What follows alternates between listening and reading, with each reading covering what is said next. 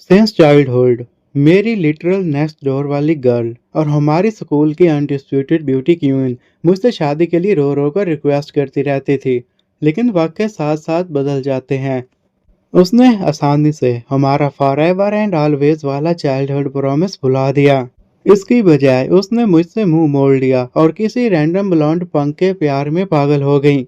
उनकी पहली मुलाकात से ही उसने अपने बाल डाई कर लिए और क्लासेस को भी स्किप करना शुरू कर दिया। वो उसके साथ शेडी बार्स में जाती थी। क्लासेस स्किप होने की वजह से उसके ग्रेड्स तो जैसा जमीन में ही गिर गए। चाहे मैंने कितनी भी कोशिश की उसे समझाने को, उसे वापस लाने को, वो बिल्कुल नहीं मानी। आखिर में उन दोनों के दरमियान एक बड़ी लड़ाई के दौरान मैंने अपना जिस्म आगे कर दिया ताकि उस ब्लेड को रोक सकूं जो उस ब्लॉन्ड ने सीधा उस पर फेंका था। लेकिन जब मैं हॉस्पिटल में जख्मी हालत में अपनी आखिरी सांसें ले रहा था, क्लोई ने उल्टा मुझे ही दोष दिया। उसने मुझे से नफरत भरी नजर से देखा और कहा कि उसके प्रीशियस बॉयफ्रेंड के जेल जाने की वजह मैं हूँ। और इस धोखे का कड़वा जहर निगल कर मैंने अपनी आंखें बंद कर ली। जब दोबारा खोली मैं खुद को उसी दिन पर वापस पाया। वो दिन जब क्लोई ने पहली बार उसके साथ क्लास स्किप की थी। उसकी साफ लेकिन थोड़ी सी इंटाइटलमेंट वाली आवाज ने मुझे रैली में वापस खींच लिया। मैक, क्या सोच रहे हो? जल्दी करो और मेरा ब्रेकफास्ट दो। मैंने अपने हाथ में ब्रेकफास्ट बैग की तरफ देखा, मगर मैं जरा भी नहीं हिला। अगले ही पल मेरे हाथों पर एक अजीब सी मुस्कुराहट थी। ऐसी मुस्कुराहट जो बहुत कुछ छुपा रही थी। किसने कहा कि ये ब्रेकफास्ट तुम्हारे लिए है? क्या तुम वाकई सोचती हो कि तुम इसकी हकदार हो? मेरी आवाज़ में आज़ादी का एहसास भी था और तीखी सार्केज्म भी थी। कलोई जम सी गई। उसने कभी मुझे इससे पहले लहजे में बात करते नहीं सुना था। ऐसा लग रहा था मैं बिल्कुल बदल गया हूँ। मेरी पिछली ज़िंदगी में इसी दिन उसने मुझसे ब्रेकफास्ट लिया और चढ़ के साथ स्कूल बंक किया। उसके बाद वो धीरे धीरे गिरते चली गई। चाहे मैं कितनी भी कोशिश करता वो नहीं मानी। छड़ के प्यार में मैं इंटरफेयर में घुस गया और बदला लेना शुरू कर दिया। उसने अपने लोगों को कहा कि वो मुझसे बदला लें, मेरी बुक्स फाड़ दी और ये अफवाह फैला दी कि मैं एग्ज़ाम में चीटिंग करता हूँ। इस सब की वजह से मेरे ग्रेड्स भी तबाह हो गए। मैं एक लेवी स्कूल लेवल में जाना चाहता था, लेकिन उसकी वजह से मैं एक एवरेज से सेकंड रेट स्कूल में चला गया। अभी मेरी बात सुनकर क्लासमेट हैरानी से मुझे देख रहा था। क्लोई के छेड को पसंद करने से पहले सब लोग हमारी चाइल्डहुड लव स्टोरी को एडमायर करते थे। किसी ने नहीं सोचा था कि वो आखिर में ब्लॉन्ड डिलिंक्विस्ट को चूज करेगी। लोगों की नज़रों को महसूस करके क्लोई, मैक, तुम्हें पता भी है तुम क्या कह रहे हो? जैसे ही उसने बात खत्म की उसके फ़ोन डिंग के साथ वाइब्रेट हुआ। मुझे पता था छठ का मैसेज होगा। वाकई मैसेज पढ़कर उसके चेहरे पर खुशी आ गई। उसने मुझसे घूर करके देखा। मैक, आज मेरा मूड अच्छा है इसलिए मैं तुमसे बहस नहीं करूंगी। मैं थोड़ा देर के लिए बाहर जा रही हूँ, टीचर्स को मैनेज कर लेना, ओके? ये कहकर वो क्लास से बाहर निकलने लगी, लेकिन मैंने उसे रोक लिया। क्लोई, तुम्हारे एक दिन देता हूँ कि तुम मेरे 3,000 बक्स वापस करो। क्या? मैं तुम्हारी कब से पैसे देने लग गई? मिडिल स्कूल से हाई स्कूल तक मैंने तुम्हें 900 बार ब्रेकफास्ट लेकर दिया, और वो फ़ोन भी जो मैंने तुम्हारे लिए ख़रीदा था वो भी वापस करो। तुम इतने पैटी क्यों हो? उसने तंज से कहा। मैं पैटी हूँ? मैं हल्का सा हंस पड़ा। कभी खुद से पूछो, इतने सालों में तुमने मुझे क्या दिया? मुझे पैसे वापस करो और अब से तुम दूर रहेंगे। मेरा सिम्प सा एरा ख़त्म हो चुका है। क्लासमेट्स की फुसफुसाहट सुनकर क्लोई को शर्मिंदगी हुई। ठीक है, मैं पैसे वापस कर दूंगी। हम ख़त्म। उसका ख़ानदान अमीर था, उसे कभी पैसों की कमी नहीं है। लेकिन कुछ दिनों में ही छठ को खुश करने के लिए उसने उसके लिए नया फ़ोन और बाइक खरीद ली थी। मुझे पैसे वापस करने का मतलब था कि उसके पास कुछ भी नहीं बचेगा। फिर भी अपनी इज्जत बचाने के लिए उसने पैसे ट्रांसफ़र कर दिए। क्लोई के जाने के बाद मैंने क्लास को देखा और अचानक एक अजीब बात महसूस की। मेरी मेमोरी फोटोग्राफर लेवल तक पहुंच चुकी थी। मुझे हर क्लासमेट का नाम और उस किताब याद थी जो मैंने कभी पढ़ी थी। क्या ये रीबर्थ का चीट कोड है? मैंने खुद से मुस्कुराते हुए सोचा। ज़िंदगी दोबारा मिल गई है। मैं किसी का भी डोरमेट बनने से इनकार करता हूँ। अपनी पिछली ज़िंदगी की यादों को यूज़ करते हुए मैं छठ की रेपुटेशन को बर्बाद करूँगा और कलोई का पछतावे के साथ जीना पड़ेगा। बाहर क्लोई गुस्से में। मैं सिर्फ थोड़ी देर फन के लिए बाहर गई थी, क्या ज़रूरत थी इतने सीन बनाने की? क्लोई, चलो। एक ब्लॉन्ड लड़का जो बिल्कुल डेलिकेट लग रहा था लेकिन हैंडसम भी था। उसके पास आया। सबके लिए वो रेड फ्लैग था, लेकिन क्लोई के लिए परफेक्ट प्रिंस। वो मुस्कुराकर उसके साथ स्कूल से बाहर चला गया। क्लासरूम में वापस हाई हील्स की आवाज़ हॉलवे में गूंज रही थी। वो मिस टर्नर थी, हमारी होमरूम टीचर। उन्होंने रूम स्कैन किया और क्लोई के खाली सीट पर नज़र रुक गई। उन्होंने भौहें सिरकाईं और सीधा मुझे देखा। मैक, मेरे ऑफिस में आओ, बाकी सब सेल्फ स्टडी करो। मैं उठने ही वाला था कि मेरा फ़ोन पिंग हुआ। मैंने देखा क्लोई ने सोशल मीडिया पर अभी अभी एक फ़ोटो अपडेट किया था। वो मोटरसाइकिल के पीछे बैठी हुई थी। उसके बाल हवा में उड़ रहे थे और उसके बाजू पर ब्लॉन्ड लड़के की कमर के मजबूती से पकड़े हुए थे। वो ऐसे मुस्कुरा रही थी जैसे उसने लॉटरी जीत ली हो। उस तस्वीर को देखकर मुझे बिल्कुल भी हार्ट ब्रेक महसूस नहीं हुआ। सच कहूँ तो मुझे ये सब बहुत फ़नी लगा। जब से उसके पास फ़ोन आया था, मैं कभी भी उसकी फ़ीड पर नज़र नहीं आया। लेकिन छड सिर्फ़ कुछ दिनों में ही वो वहाँ था। मैं हल्का सा मुस्कुराया, उसकी पोस्ट को लाइक किया, उसे अपनी चैट लिस्ट से अनपिन किया और डू नॉट डिस्टर्ब पर डायल कर दिया। आखिर जान छूटी। मैं रोड मेन रोड पर मोटरसाइकिल का इंजन ज़ोर से गिरा था। छड और उसके दोस्त तेजी से रोड पर दौड़ रहे थे। उसके दोस्त क्लोई के देखकर मजाक करने लगे। छड, भाभी बहुत खूबसूरत है। ऐसी लड़की मिल जाए तो कल मरना भी मंजूर है। उनकी तारीफ सुनकर छड का ईगो आसमान तक पहुंच गया। उसे लोगों की तारीफ पसंद थी। क्लोई को गर्लफ्रेंड बनाना असल में सिर्फ एक ट्रॉफी था ताकि वो अपने दोस्तों को दिखा सके। लेकिन इस वक्त क्लोई उतनी एंजॉय नहीं कर रही थी जितना वो लोग कर रहे थे। पहली बार इतनी स्पीड और एड्रेनालाइन महसूस करते हुए उसकी एक्साइटमेंट जल्दी ही डर में बदल गई। स्पीडोमीटर के नंबर बढ़ते जा रहे थे और इससे वो कांपने लगी। छठ, तुम बहुत तेज चला रहे हो। छठ जोर से हंसा। तेज?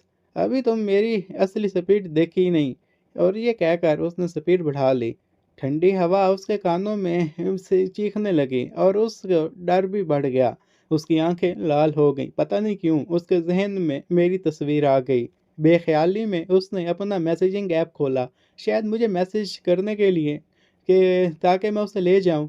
लेकिन फ़ोन खोलते ही उसने देखा कि मैंने उसकी पोस्ट लाइक की है। क्लोई रुक सी गई। वो समझ नहीं पा रही थी कि मैं क्या सोच रहा हूँ। कुछ देर सोचने के बाद उसने तेज़ हवा के दरमियान कुछ अल्फाज टाइप किए। मैक, सुबह वाली बात को मैं तुम्हें ब्लेम नहीं करती। क्या तुम आकर मुझे ले जा सकते हो? मैसेज सेंड हो गया लेकिन कोई रिप्लाई नहीं आया। क्लोई की गहरी मायूसी महसूस हुई। पहले मैं उसे सेकंड में रिप्लाई करता था, अब क्या हो गया? हवा और तेज़ हो गई। मंजर धुंधला सा लगने लगा। उसकी आंखों में आंसू बाहर आए। उसने एक वॉइस नोट भेजा, मैक प्लीज़ रिप्लाई करो, मुझे बहुत डर लग रहा है। छड़ ने पीछे से मुड़कर उसकी हालत देखी और थोड़ा नरम पड़ गया। उसने स्पीड कम कर ली लेकिन उसी वक्त अचानक से उसके फ्रंट टायर के नीचे एक पत्थर आ गया। कोशिश के बावजूद मोटरसाइकिल फिसल गया और क्रैश हो गई। क्लोई जोर से चीखी। जब वो जमीन पर पड़ी पड़ी बुरी तरह गिरी। उसका घुटना बुरी तरह घिस गया और फौरन खून निकल आया। वो दर्द में वहाँ बैठी थी, लेकिन जब उसने ऊपर देखा तो छड उसे चेक करने नहीं आया। वो पहले अपनी मोटरसाइकिल उठाना चाह रहा था। उसका दिल मायूसी और गुस्से से भर गया। सिर्फ तब जब उसने कंफर्म कर लिया कि बाइक ज़्यादा डैमेज नहीं हुई और उस दोस्तों को याद दिलाया, छड ने आखिर क्लोई की तरफ देखा। उसकी हालत देखकर वो घबरा गया। बेब, तुम ठीक हो? क्लोई के चेहरे पर आंसू बह रहे थे। उसने उसे इग्नोर कर दिया। छड ने जल्दी जल्दी माफ़ी मांगी। उसकी मीठी मीठी बातें और हैंडसम चेहरा देखकर उसकी मायूसी थोड़ी कम हुई। मेरा घुटना बहुत दर्द कर रहा है। मैं अब इस पर नहीं बैठना चाहती। मुझे स्कूल वापस ले चलो। छड ने गिल्ट महसूस करते हुए उसे उठाया। मेरी गलती है। मैं तुम्हें फ़ौरन स्कूल नर्स के पास ले जाता हूँ। इधर मैं मिस्टर टर्नर के ऑफिस में गया था। मैक, मुझे तुमसे बात करनी है, उन्होंने कहा। मिस टर्नर, क्या आप क्लोई के बारे में है? मैंने सीधा पूछा। तुम बहुत तेज़ हो। मुझे पता चला है कि उसने आज क्लास स्किप की। क्या ये सच है? मैंने सर हिला दिया। क्लोई में बहुत पोटेंशियल है। मैं नहीं चाहती कि वो बेकार टीनेज ड्रामा की वजह से अपना फ्यूचर ख़राब करे। तुम दोनों क्लोज इसलिए मैं चाहती हूँ कि तुम उसे समझाओ। मैंने बिल्कुल न्यूट्रल रहकर जवाब दिया। टीचर, आपको पता है वो क्यों गई? वो अब किसी की नहीं सुनेगी। और वैसे भी ये उसका अपना फैसला है। अब मुझे उसके मामले में कोई इंटरेस्ट नहीं। मेरी पिछली ज़िंदगी में मैंने अपनी जान देकर भी साबित कर दिया था कि मैं उसे बदल नहीं सकता। मिस्टर टर्नर थोड़ी मायूस हो गई, लेकिन समझ गई। धोखा लगना दुख देता है, कौन नहीं अपसेट होगा। उन्होंने सांस भरी, बात खत्म की और मुझे एग्जाम पर फोकस करने का कहा। फिर उन्होंने एक बात बताई, हाल ही में ऑस्ट्रिया से एक स्टूडेंट तुम्हारी साइंस क्लास में ट्रांसफ़र हो रही है, उसकी मदद करना, ठीक है? मैं थोड़ा हैरान हुआ, मेरी पिछली ज़िंदगी में कोई ट्रांसफ़र स्टूडेंट नहीं था। फिर भी मैंने सर हिला दिया। मैं क्लास में वापस आया, बेल बज चुकी थी। अभी मैं बैठा ही था कि विवियन, जो क्लोई का बेस्ट फ्रेंड थी, दौड़ती हुई मेरे पास आई। हमारा रिश्ता कभी अच्छा नहीं रहा। मेरी पिछली ज़िंदगी में जो भी क्लोई के लिए कुछ करता, विवियन हमेशा बीच में रुकावट बनती। अब वो परेशान लग रही थी। मैक, क्या तुमने क्लोई को देखा है? मुझे वो कहीं नहीं मिल रही। मैं हंस पड़ा। विवियन, क्या तुम्हारा आईक्यू रूम टेम्परेचर गोल्डफिश जैसा है? क्या मैं उसका बाप हूँ? मुझे कैसे पता होगा कि वो कहाँ गई? विवियन शॉक में रह गई। उसने कभी एक्सपेक्ट नहीं किया था कि मैं उसे कभी भी ऐसा जवाब दूंगा। मेरा डेस्कमेट हैरी बोला, तुम उसकी बेस्ट फ्रेंड हो और तुम्हें ये भी नहीं पता कि वो आज स्कूल स्किप कर गई। तुम मैक को क्यों तंग कर रही हो? पता चला विवियन आज लेट आई और पूरा ड्रामा मिस कर गई थी। एक स्टूडेंट ने उसे सब बता दिया। कहानी सुनकर विवियन ने मेरी तरफ देखा। अगर तुम मैक, ये ज़रूर इसलिए हुआ कि तुमने उसे ब्रेकफास्ट नहीं दिया। तुमने उसे उदास कर दिया, इसलिए वो बंक कर गई। मैं हल्का सा स्मिर किया। जैसे मैंने कहा, ज़ीरो ब्रेन सेल्स। मैं उससे रिश्ता ख़त्म कर चुका हूँ। वो ब्रेकफास्ट खाए या मिट्टी, मुझे इससे फ़र्क नहीं पड़ता। इतने में टीचर क्लास में आ गया। विवियन ने मुझे जलील नज़रों से देखा और जल्दी से अपने क्लास में वापस चली गई। हैरी ने मेरे कंधे पर हाथ रखा। उसकी बातों को दिल पर मत लो। अपना डिसीजन पर स्ट्रॉन्ग रहो। मेरी पिछली ज़िंदगी में भी हैरी ने क्लोई की असली फितरत जल्दी समझ ली थी और हमेशा मुझे वार्न करता रहता था कि उससे दूर रहूं। जब मैं एग्ज़ाम में फ़ेल हुआ था, तो उसने ही मेरी मदद की थी। उसे सच में डर था कि मैं फिर से सिंप बन जाऊंगा। मैंने सर हिला दिया। मुझे उसके बारे में कुछ नहीं पता और ना ही मुझे परवाह है। आइंदा उसका ज़िक्र मत करना। ये सुनकर हैरी के चेहरे पर सुकून आ गया, जैसे उसके दिल से बोझ उतर गया हो। मैंने अपनी नोटबुक निकाली और एक वेब नोवेल लिखना शुरू कर दिया। साल था 2012। वेब नॉवेल्स का गोल्डन एरा। सुबह बाहर सोचने के बाद मैंने डिसीजन लिया कि मैं अपनी पहली बुक लिखूंगा, द फ्लॉलेस रियाम। मेरी पिछली ज़िंदगी का एक मास्टरपीस, जिस पर एनिमे अडेप्टेशन भी बन सकती थी। मेरी फोटोग्राफर मेमोरी की वजह से मुझे हर कॉमा तक याद था। मुझे बस एक ह्यूमन प्रिंटर की तरह लिखना था। पीरियड के एंड तक मैंने पहला चैप्टर कंप्लीट कर लिया। अब बस घर जाकर अपलोड करना था। अचानक विवियन की दोबारा सुनाई दी, मैक, क्लोई को चोट लग गई, उसे सीट तक ले जाओ। मैंने बाम चढ़ाते हुए दरवाजे की तरफ देखा। विवियन क्लोई को सहारा देकर ला रही थी। क्लोई का चेहरा बिल्कुल पीला पड़ चुका था। पहली बार बंक किया और सीधा इंजर्ड हो गई। क्लास से मुझे बिल्कुल सीधा बैठा देखकर विवियन ने पाँव पटका। मैक, तुम हद कर रहे हो, वो हर्ट है और तुम्हें परवाह भी नहीं। क्लोई का चेहरा और ज़्यादा सफ़ेद हो गया। उसने मेरी तरफ देखा। उसकी आवाज़ कांप रही थी। मैक, क्या तुम्हें अब मेरी बिल्कुल परवाह नहीं? मैंने क्या गलत किया? मुझे चोट लगी है, बहुत दर्द हो रहा है। तुम पूछो भी नहीं कि मैं ठीक हूँ या नहीं। मैं हंस पड़ा। क्लोई, हमारा रिश्ता क्या है? मुझे मेरी फिक्र होनी चाहिए। तुमने अभी भी बॉयफ्रेंड बनाया है ना? क्लोई की आंखों में गुस्सा चमका। तुम्हारा क्या मतलब है? मतलब वही जो मैंने कहा। मैं तुम्हारा बाप नहीं, तुम्हारी माँ नहीं और ना ही तुम्हारा बॉयफ्रेंड हूँ। मुझे तुम्हारी बेबीसिटिंग करने की जिम्मेदारी नहीं। विवियन से बर्दाश्त नहीं हुआ। तुम इतने पैटी क्यों हो? चाहे उसका बॉयफ्रेंड हो, तुम दोनों चाइल्डहुड फ्रेंड्स हो, इतने कोल्ड होने की ज़रूरत नहीं है। मैं पहले ही कह चुका हूँ, उसका मामला मुझसे रिलेटेड नहीं। मुझे तंग मत करो। क्लोई बिल्कुल टूट सी गई। मैक, तुम बदल गए हो, इतना कि मैं तुम्हें पहचान भी नहीं पा रही। ये बात इतनी आयरॉनिक थी कि दर्द हुआ। हाँ, मैं बदल गया हूँ, लेकिन पहले कौन बदला था? मेरी पिछली ज़िंदगी में एक बचपन के प्रॉमिस की वजह से मैंने अपना फ्यूचर और अपनी ज़िंदगी कुर्बान कर दी। मैंने उसे सब कुछ दिया और बदले में मुझे मेरी मौत के वक्त नफ़रत भरी नज़र मिली। मैंने उसकी तरफ देखा और आवाज़ में तान सा, हम सालों से एक दूसरे को जानते हैं क्लोई। पहले कौन बदला था, तुम्हें मुझसे ज़्यादा पता है। क्लोई जाम सी गई, जैसे मैं कोई अजनबी हूँ। मैक, ऐसे बिहेव करने से मैं तुमसे नफरत करने लगूंगी।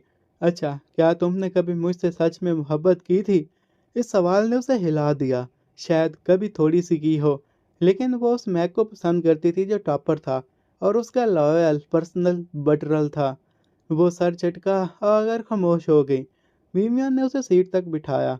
क्लोई, वो बस बैठी हो रही है और अब हमें उसकी परवाह नहीं करनी। क्लोई धीरे से बैठी। उसके घुटने का दर्द फिर से उभर आया। अचानक विवियन चीखी, ओह नो! मैं नर्स से मेडिसिन लेना भूल गई। पीछे बैठा एक लड़का फौरन खड़ा हो गया। क्लोई, मैं ले आता हूँ। स्कूल ब्यूटी होने की वजह से क्लोई के पास कभी ऐसे लड़कों की कमी नहीं थी जो उसके लिए काम करें। उसने उस लड़के को देखा। उसे उसका नाम भी याद नहीं था, लेकिन मुझे जलन दिलाने के लिए उसने ज़बरदस्त सी मीठी मुस्कुराहट दी। Thank you. सॉरी ट्रबल के लिए। वो लड़का खुशी से पागल होकर भाग गया। थोड़ी देर बाद वो मेडिसिन ले आया। क्लोई ने जानबूझकर उसे मेरी तरफ हिलाया, जैसे दिखाना चाहती हो कि मेरे बिना भी उसके पास ऑप्शंस हैं। मैंने अपनी नोटबुक से नज़र तक नहीं उठाई। गुस्से में उसने हम्प किया और मुंह फेर लिया। इतने में हाई हील्स की आवाज़ क्लास के बाहर सुनाई दी। क्लोई घबरा गई। क्या टीचर को पता चल जाएगा कि वो बंक करके गई थी? उसने बेख्याली में मेरी तरफ देखा, जैसे मुझे ब्लेम कर रही हो कि मैंने उसे कवर नहीं किया। मिस टर्नर क्लास में आ गई और क्लोई के पास नाइटमेयर सच हो गया। क्लोई, मेरी ऑफिस में आओ। वो टेंस हो गई। जी मिस टर्नर। फिर उसने झूठ मूठ का दर्द दिखाया। आउच! मिस टर्नर ने उसके घुटने को बैंडेज देखी और बमें चढ़ाई। ठीक है, जख्म ठीक होने के बाद बात करेंगे। हैरी ने ये सब देखा और उसे घिन आई। ये इतनी मैनिपुलेटिव कब से हो गई? फिर वो मेरी तरफ मुड़ा। हे, इस संडे मेरे भाई और बहन आ रहे हैं। चलो बाहर खाना खाते हैं। अगर तुम मेरी बहन को पसंद आ गए तो मुझे ब्रदर इन लॉ कह सकते हो। मैं हंस पड़ा और उसे हल्का सा धक्का दिया। ब्रो, हम आप स्कूल के सीनियर्स हैं, रोमांस के लिए टाइम कहाँ है? इतने में हॉलवे से अजीब सी आवाज़ आई। मैंने बाहर देखा। ब्लॉन्ड बालों की झलक दिखी। वो छड़ था। मेरी आंखें तंग हो गईं। मेरी पिछली जिंदगी की मौत का सीधा जिम्मेदार इस बार मैं उसे अपने ऊपर चलने नहीं दूंगा। मैंने गहरी सांस ली, खुद को काम किया। मैंने अंदर ही अंदर सोचा, मेरी पिछली ज़िंदगी में छड़ की असली फितरत क्लोई को दिखाने के लिए मैंने उसके क्राइम के सबूत छुप कर जमा किए थे। सबसे खतरनाक इंसिडेंट वो था जहां उसने एक बच्चे को इतना मारा कि वो हमेशा के लिए डिसेबल हो गया। इस बार मुझे ये सबूत दोबारा जमा करने थे, मगर इस दफ़ा बहुत जल्दी। मैंने अपना फ़ोन निकाला और अपने अंकल को मैसेज किया। वो एक सेल्फ मेड बिलियनर बिजनेसमैन थे, जिनकी वेल्थ आसानी से छड़ के फैमिली के बराबर थी। अंकल, क्या आप मेरी एक चीज़ इन्वेस्टिगेट कर सकते हैं? मैंने उन्हें मुख्तसर सिचुएशन समझाई, फिर फ़ोन रख दिया। मैंने विंडो के बाहर खड़े छड़ को देखा। इस बार जो तुमने मेरे साथ और दूसरों के साथ किया है, उसका पूरा हिसाब दूंगा। स्कूल की बेल बजी। मैंने अपना बैग पैक किया और निकलने लगा। अचानक छड़ ने क्लासरूम का दरवाज़ा ब्लॉक कर लिया। मुंह में एक लाल गुलाब दबाया, क्लोई की तरफ पोज बनाता हुआ, बेब, मैं तुम्हें लेने आया हूँ। क्लोई उठना चाहती थी, लेकिन पूरी क्लास की नज़रों में नफरत देखकर वो शर्म से हिल न सकी। छड़ ने भवें चढ़ाई, फिर मुझे निकलता देखा। उसने अपना चमकते ब्लॉन्ड बाल झटके और मुझे चिढ़ाया। ओह जीनियस मैक! बस बता दूं, क्लोई मेरे साथ बहुत खुश है। वो एक्सपेक्ट कर रहा था कि मैं रिएक्ट करूंगा, लेकिन मैंने बस उसे तरस भरी नज़र से देखा और कहा, एब्सोल्यूट मोरॉन। छठ का गुस्सा भड़क गया। वो मुझे मारने के लिए तैयार हो गया। तभी डीन की आवाज़ गूंजी, छठ, दरवाज़ा क्यों ब्लॉक किया है? हटो वहाँ से। छठ घबरा गया। यस सर, मैं बस मैक को ढूंढ रहा था। डीन ने तंज से कहा किया, अगर पढ़ाई का सवाल है तो मेरे ऑफिस आओ, वरना निकल जाओ। छठ ने मुझे घूर के देखा और साइड हो गया। मैंने बैग कंधे पर डाला और निकल गया। अचानक क्लोई ने आवाज़ दी, मैक रुक जाओ, मेरा पाँव अभी भी दर्द कर रहा है। क्या तुम मुझे घर ले जा सकते हो? मैंने ऐसा एक्ट किया जैसे मैंने सुना ही नहीं और सीधा निकल गया। क्लोई मेरी पीठ को देखती रह गई। उसकी आंखों से आंसू मोतियों की तरह हम गिर रहे थे। जारक, मैं तुमसे नफरत करती हूँ। मैं अपनी बाइक पर घर चला गया। घर के गेट देखकर एक अजीब सी फीलिंग आई। मेरी पिछली ज़िंदगी में मेरे पेरेंट मुझसे बहुत उम्मीदें रखते थे, लेकिन मेरी मेडिक और कॉलेज परफॉर्मेंस ने उन्हें ऑलमोस्ट शॉक कर दे दिया था। इस बार मैं उन्हें प्राउड फील करवाऊंगा। डिनर के बाद मैं अपने रूम में गया, पीसी ऑन किया और टाइपिंग शुरू कर दी। ये नावल लिखना असल में मेरे लिए सिर्फ कॉपी पेस्ट था। मेरे दिमाग की सोच था, मेरी टाइप स्पीड क्रेजी थी। सिर्फ आज 2 और आधे घंटे में मैंने 20,000 वर्ड्स लिख दिए। 10 चैप्टर्स कंप्लीट। अब मैं प्लेटफॉर्म ढूंढ रहा था कि अपलोड के लिए कि एक पॉपअप ऐड आया। मैं बंद करने वाला था, लेकिन टैक्स ने टेंशन ले ली। टमाटो नॉवेल्स ऑथर के लिए 80-20 रेवेन्यू सेपलेट और सारे मीडिया राइट्स ऑथर के पास। मैंने साइट को चेक किया, नॉर्मल लग रही थी, लेकिन द फ्लॉलेस रियाम की क्वालिटी के साथ ये कहीं भी हिट हो सकती थी। मैंने अकाउंट बनाया, पहले 12 चैप्टर्स अपलोड किया और अप्लाई के कॉन्ट्रैक्ट पर क्लिक कर दिया। उसी वक्त एक लग्जरियस मैंशन में हार्पर बालकनी पर अकेली खड़ी थी, अपने पेरेंट्स का इंतजार करती हुई।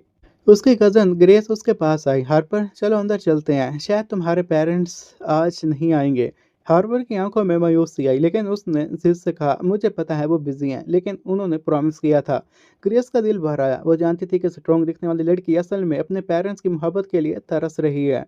हार्पर के फादर मिस्टर हैरिसन एक बिलियनर वर्कहोलिक थे, इसी वजह से उसकी मदर ने उन्हें डिवोर्स दे दिया था।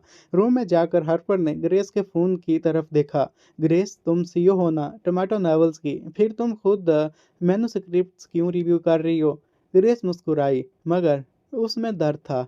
कंपनी बैंकरप्ट होने वाली थी, मैं कैसे सीईओ हूँ? हार्पर ने स्क्रीन देखी। एक लास्ट मैन्युस्क्रिप्ट अनरीड था। इसे ट्राई करते हैं, द फ्लॉलेस रियम। नाम अच्छा लग रहा है, ग्रेस ने कहा। टाइटल थोड़ा पोएटिक है, मार्केट ट्रेंड से मैच नहीं करता। हार्पर बोली, फिर भी किसी ने मेहनत की है, थोड़ा सा पढ़ लो ना। ग्रेस ने फ़ोन उठाया, सिर्फ स्किम करने के लिए, लेकिन जैसे ही उसने प्रोलॉग पढ़ना शुरू किया वो रुक गई। वर्ल्ड बिल्डिंग इपिक थी, करैक्टर्स यूनिक थे, स्टोरी इंगेजिंग थी। वो 12 चैप्टर्स एक ही सांस में पढ़ गई और कहने लगी, हार्पर तुम मेरे लकी स्टार हो। ग्रेस ने एक्साइटेड होकर उसे हक किया। हार्पर शर्मा गई, अभी तो पता भी नहीं है कि आगे क्या होगा। ग्रेस को रियलिटी का एहसास हुआ, लेकिन वो जानती थी कि अपने प्लेटफॉर्म को बचाने के लिए उसे एक नॉवल पर सब कुछ दांव पर लगाना था। अगली सुबह मैंने पीसी को किया और रात 12 बजे तक लिखता रहा। 80,000 वर्ड्स लिखकर मैं खुश हो गया। कल तक मैं ऑफिशियल पब्लिशिंग रिक्वायरमेंट कंप्लीट कर लूँगा। मैंने फ़ोन चेक किया, एक मैसेज आया था क्लोई का। मैक, मैं बहुत बोर हूँ, क्या तुम थोड़ी देर मुझसे बात कर सकते हो? मैं उसे रिप्लाई करता हूँ, तुमने तो मुझसे कहा था कि अब हमारे बीच जो कुछ भी है वो सब ख़त्म, तो मुझे टेक्स्ट क्यों किया? क्लोई एक इंटरनेट कैफ़े में थी। उसके साथ छड भी था, जो कि गेम खेल रहा था। और मेरे उस रिप्लाई को पढ़कर उसके फेस के ऊपर एक अजीब सी स्माइल आ जाती है। वो मुझसे कहती है कि कल जो भी कहा मैं गुस्से में थी तो कह दिया, उसको अब तुम भूल जाओ और अब से तुम मेरे अच्छे भाई की तरह रहना। मैंने जब उसका ये टेक्स्ट पढ़ा तो मैं तो हैरान ही रह गया। मुझे समझ में नहीं आ रहा था कि आखिर वो मुझे समझती क्या है। इतना सब कुछ होने के बावजूद भी उसने मुझे अपना पर्सनल सिंप बना कर रखा है। वो मुझे कोई हड्डी फेंकेगी और मैं कुत्ते की तरह भागकर उसके पास आ जाऊंगा और अपनी टेल हिलाने लग जाऊंगा। मैं मैसेज करता हूँ, क्लोई, अगर तुम्हारे पास कहने को कुछ नहीं है तो तुम मुझे तंग मत करो। अगर तुम्हारे पास कहने के लिए कुछ इंपॉर्टेंट है भी तो फिर भी तुम मुझे तंग मत करो। जैसे ही क्लोई ये मैसेज पढ़ती है तो गुस्से से वो अपने फ़ोन को साइड पर फेंक देती है। तो उसका बिहेवियर साथ बैठा चैड नोटिस कर लेता है और कहता है, बेब कुछ गलत हुआ है? वो चीप अल्कोहल भी पी रहा था और साथ में सिगरेट्स भी खाए हुए था। क्लोई उसकी स्मेल की वजह से अपनी नाक बंद कर लेती है, कहती है, डिस्गस्टिंग। मैं थक गई हूँ, तुम मुझे घर तक छोड़ कर आओ। छड मना कर देता है और कहता है, बेब मैंने अभी तक अपना काम ख़त्म नहीं किया, मैं तुम्हें बाद में घर पहुंचा दूंगा। और ये बात क्लोई को बहुत अजीब लगती है। पास्ट में वो मुझे जो भी काम देती थी मैं उसका काम करता था, लेकिन जब वो छड को काम कहती है तो वो 10 में से सिर्फ 3 काम करता है, वो भी अगर उसकी मर्जी हो तो। मैं अब थक गई हूँ और मेरे कपड़ों से भी स्मोक की स्मेल आ रही है। छड फंसता है, कहता है, क्या तुम्हें घर जाना है? चलो ठीक है। मुझे अपने इस गेम अकाउंट को टॉप अप करना है, तो उसके बाद ही मैं इन मॉब्स को फास्टर चला पाऊंगा और इसमें मुझे तुम्हारी हेल्प चाहिए। ये सुनते ही तो क्लोई एक बार फिर से हैरान रह जाती है। वो ये जान चुकी थी कि छड को उसके पैसे चाहिए। छड ने सक्सेसफुली उसे स्कूल से बंक करवाया, उसके बाद इंटरनेट कैफ़े लेकर गया। उसका शायद अगला प्लान है कि वो उसके ऊपर एक टैटू बनवाए और इससे जो एक अच्छी लड़की की इमेज है वो इमेज सारी रून हो जाएगी और किसी को भी यकीन नहीं होगा कि क्लोई एक अच्छी लड़की है। और उसके बाद से वो मुकम्मल तौर पर छड के ऊपर डिपेंडेंट रहेगी। और अब 2 का वक्त था। क्लोई की आंख खुलती है तो देखती है कि छड भी कीबोर्ड के ऊपर सर रख के सोया हुआ है। ये देखते ही उसे बहुत बुरा लगता है। उसने तो कहा था कि गेम ख़त्म करने के बाद वो मुझे घर छोड़ेगा। और ऊपर से स्मोकिंग की स्मेल भी अजीब लग रही है। तो वो तभी इंटरनेट कैफ़े से बाहर आ जाती है और फिर फैंसी होटल चली गई थी। जब वो अपना कार्ड को स्वाइप करती है तो उसे पता चलता है कि वो डिक्लाइन हो चुका है, उसमें पैसे नहीं थे। रिसेप्शनिस्ट उसे पोलाइट मैनर से बता रही थी और सारी चीज़ों को एक्सप्लेन करती है, और तब से ही क्लोई का फेस तो रेड हो गया था। अगर मैक उसे पैसे पे करने के लिए ना कहता तो इस वक्त उसके पास पैसे होते, और उसके पास अब इतने पैसे नहीं थे कि वो एक रूम को बुक कर सके, और ऊपर से रात को 2 बज रहे थे। और इस वक्त अब वो किसे कॉल कर सकती है? वो फिर क्या अपने पेरेंट्स को कॉल करे? वो पेरेंट्स को झूठ बोलना चाहती थी। अगर सच बताती तो इससे वो एक्सपोज हो जाती। वो होटल से बाहर आ जाती है और एक जगह पर बैठकर रोना शुरू कर देती है। अगली मॉर्निंग हम हैरिसन मैंशन को देखते हैं। ग्रेस अब अपने सारी तवज्जो फ्लॉलेस रियाम की मार्केटिंग में लगाना चाहती थी, और वो जल्द से जल्द उसके ऑथर के साथ कॉन्ट्रैक्ट साइन करना चाहती थी। लेकिन मैंने अभी तक लॉगिन नहीं किया था, इसलिए वो मेरे तक रीच आउट नहीं कर पा रहे थे। मीटिंग ख़त्म होने के बाद ग्रेस अपनी नेक को रब करती है और उसके बाद सेकंड फ्लोर की बालकनी पर आ गई थी। तभी उसकी नज़र हार्पर्स की लॉनली सेल आउट पर पड़ती है। हार्पर फिर मुड़ती है और कहती है, ग्रेस, मैं जो प्रॉमिस किया था उसके लिए बहुत बुरा लग रहा है। हर कोई अपने प्रोमिसेस को क्यों तोड़ देता है? ग्रेस उसके हेयर को जेंटली स्ट्रोक करती है। हो सकता है कि वो अपने काम में बिजी हो, और हो सकता है कि आज उसने अपना काम ख़त्म ना किया हो। Work work work, it's always work. उन्होंने कभी भी मेरे बारे में नहीं सोचा। हर बार रोते हुए अपने आंसू पोंछती है। मैं अब उनके रूल्स को और फॉलो नहीं कर सकती। ग्रेस, ये सच नहीं है कि अल्कोहल पीने के बाद हम सैडनेस को भूल सकते हैं। क्या तुम मुझे ले जाओगी? ग्रेस इससे कॉन्फ्लिक्टेड फील करती है। हार्पर, तुम्हारा आज बर्थडे है, तो अगर तुम रिबिलियस बनना चाहती हो तो ठीक है। जबकि दूसरी साइड मैं अपने 80,000 वर्ड के मैन्युस्क्रिप्ट को पढ़ रहा था। जब हैरी को कॉल आई थी तो मुझे पता चल गया था कि आज हमारे लिए एक प्लान है। मैं उसके साथ एक मीटिंग पॉइंट डिसाइड करता हूँ। और दूसरी तरफ हम स्टारलाइट बार के फ्रंट का सीन देखते हैं। क्लोई चढ़ के मोटरसाइकिल से नीचे उतरी थी, लेकिन अब उसे कल रात जो कुछ भी हुआ था सब कुछ याद था, और वह छड़ पर ज़्यादा यकीन नहीं करती थी। चैड उसे कहता है कि बेब, कल रात जो कुछ भी हुआ उसके लिए मुझे माफ़ करना। आज मैं तुम्हें असली मज़ा करवाने के लिए आया हूँ। तुम्हें क्या लगता है ये जगह कैसी है? तो क्लोई हेसिटेशन के साथ कहती है, क्या ये जगह ख़तरनाक है? डेंजरस? नहीं, ऐसा नहीं है। वो तो उधर खड़े बातें कर रहे थे कि तभी साइड पर से एक ब्लैक रोल्स रॉयस आती है, और उसमें से हार्पर बाहर निकलती है। वो बहुत एक्साइटेड थी। उसके साथ ग्रेस भी थी। हार्पर, हमें लगता है कि हमें कहीं और जाना चाहिए। ग्रेस उसे सॉफ्टली सुजेस्ट करती है, लेकिन क्योंकि ये उसके फादर का बार था।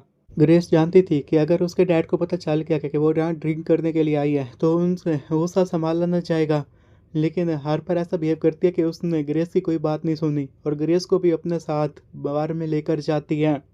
बार मैनेजर जैसे ही उनको देखता है तो कहता है कि मिस, आप यहाँ क्या कर रही हैं?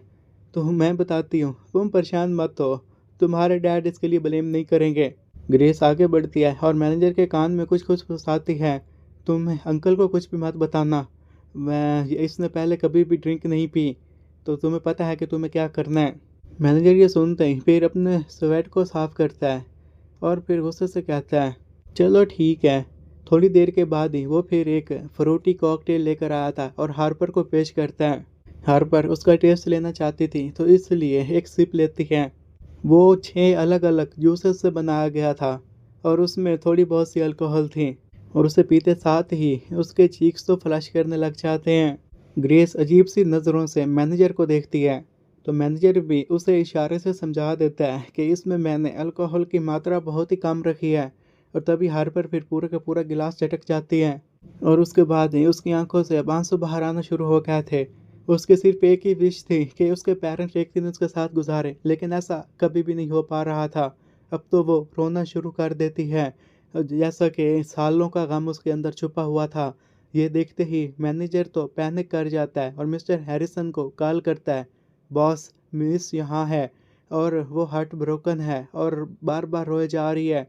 तो दूसरी तरफ मिस्टर हैरिसन की वॉइस ज़ोर से गूंजती है, क्या हार्पर वहाँ है? मैं अभी वहाँ आ रहा हूँ, तुम बस उसके ऊपर नज़र रखो।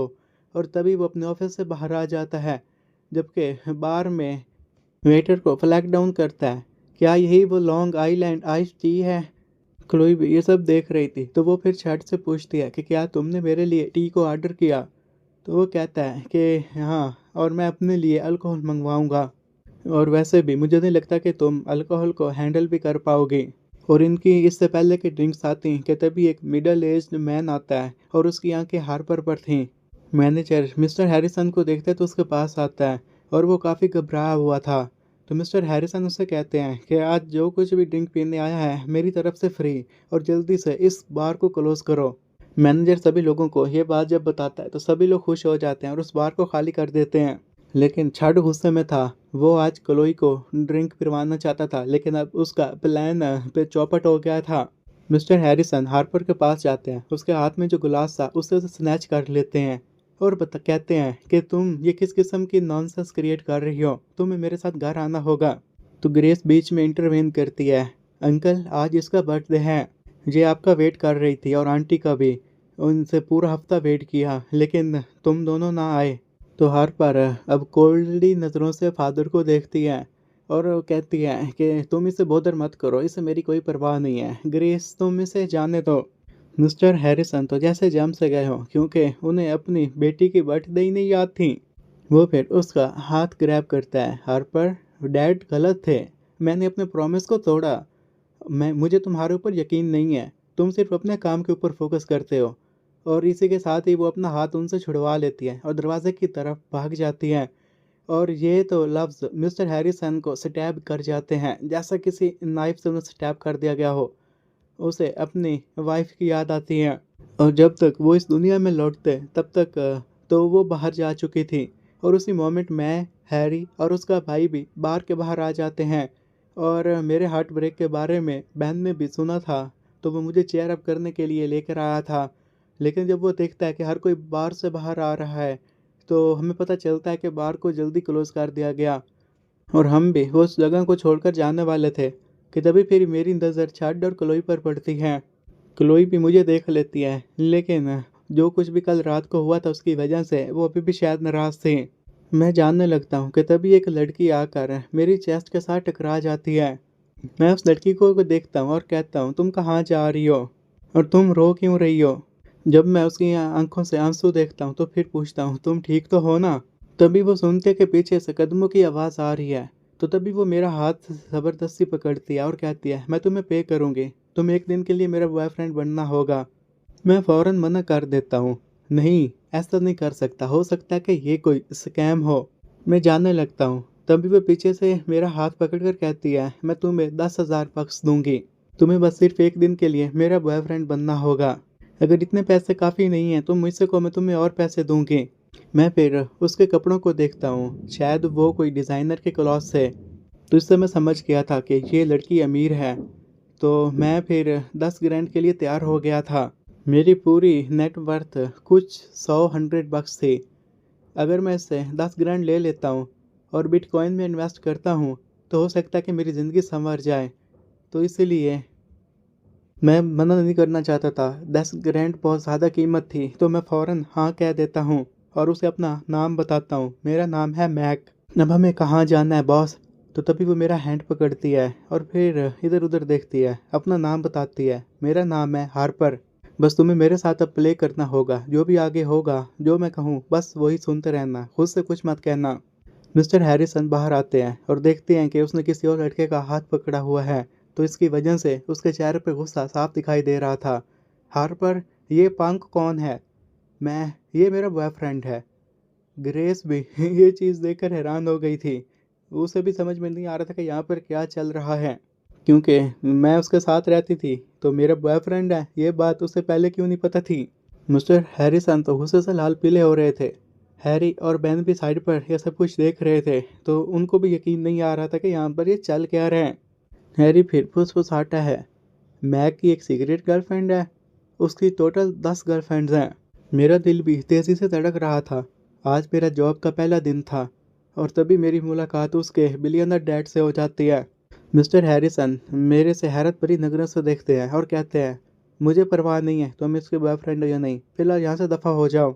हार्पर कहते हैं कि अब हमें यहाँ से जाना होगा। वो मुझे उनसे दूर लेकर जाती है। दूर खड़ी कलोई भी ये सारा सीन देख रही थी और फिर शौक से अपनी आंखों को मलने लग जाती है। उसे यकीन नहीं आ रहा था कि मेरी ये एक जीएफ है और ये लड़की कौन है। वो खुद तो छड़ के साथ थी, लेकिन वो कभी ये नहीं सोच सकती थी कि मैं किसी और लड़की के साथ हूँगा। उसे ऐसा लगता था कि मैं हमेशा उसका वेट करता रहूँगा। हो सकता है कि ये मुझे जेलस फील कराने की कोशिश कर रहा हो। हार्पर मुझे स्ट्रीट के अंदर लेकर जाती है। वहाँ की साइलेंस अब ऑकवर्ड हो चुकी थी। मैं फाइनली ब्रोक करता हूँ। तुम क्या अपने डैड से फाइट कर रही हो? वो नोट करती है। तुम्हारी इस एक्टिंग को देखकर लग रहा है कि तुम्हें उनकी बहुत ज़्यादा फिक्र है। ये सुनते ही हार्पर के चेहरे के ऊपर तो आंसू बहना शुरू हो गए थे। तुम्हें समझ नहीं आ रही, वो सिर्फ अपने काम की फिक्र करते हैं। उन्होंने कभी मेरी फिक्र नहीं की। उन्होंने कभी भी मॉम की फिक्र नहीं की। उसी वक्त वो मेरा हाथ छोड़ देती है और फिर एक कैब बुलाती है। मैं अब करता ना क्या करता, 10 ग्रैंड्स की बात थी तो मैं भी फिर उसी के साथ ही कैब में बैठ जाता हूँ। हार्बर को नहीं पता था कि उसे कहाँ जाना है, तो वो बस विंडो से बाहर रेड आई से देखने लग जाती है। और मैं ड्राइवर को कहता हूँ कि बस वो सिटी का चक्कर लगाता रहे। तो वो हमारी तरफ रेयर व्यू मिरर से देखता है और इस सिचुएशन को समझने की कोशिश करता है। यंग मैन, तुम्हें अपनी गर्लफ्रेंड को हौसला देना चाहिए, वो अपसेट है। तुम्हें पता है ना कि ज़िंदगी कितनी मुश्किल है, तो तुम्हें उससे बात करनी चाहिए। हर पर अपना सर नीचे कर लेती है। अभी भी उसकी आंखों से आंसू बह रहे थे। तो मैं ऑकवर्डली स्माइल करता हूँ और उसे एक टिश्यू देता हूँ। अब हम रिवर बैंक पहुँच चुके थे और हर पर ड्राइवर को कहती है कि हमें यहीं रोक दो। वो अब चलना चाहती थी, तो इसी के साथ ही ड्राइवर हमें वहीं रोक देता है और वो मुझे एक टिप भी देता है कि मुझे इसे कंफर्ट फील करवाना होगा। मैं हंसता हूँ और कहता हूँ ऐसा ही करूँगा सर। और फिर मैं हार्पर की तरफ देखता हूँ और उसे कहता हूँ कि हमें स्ट्रॉ ले लेना चाहिए जेएफ।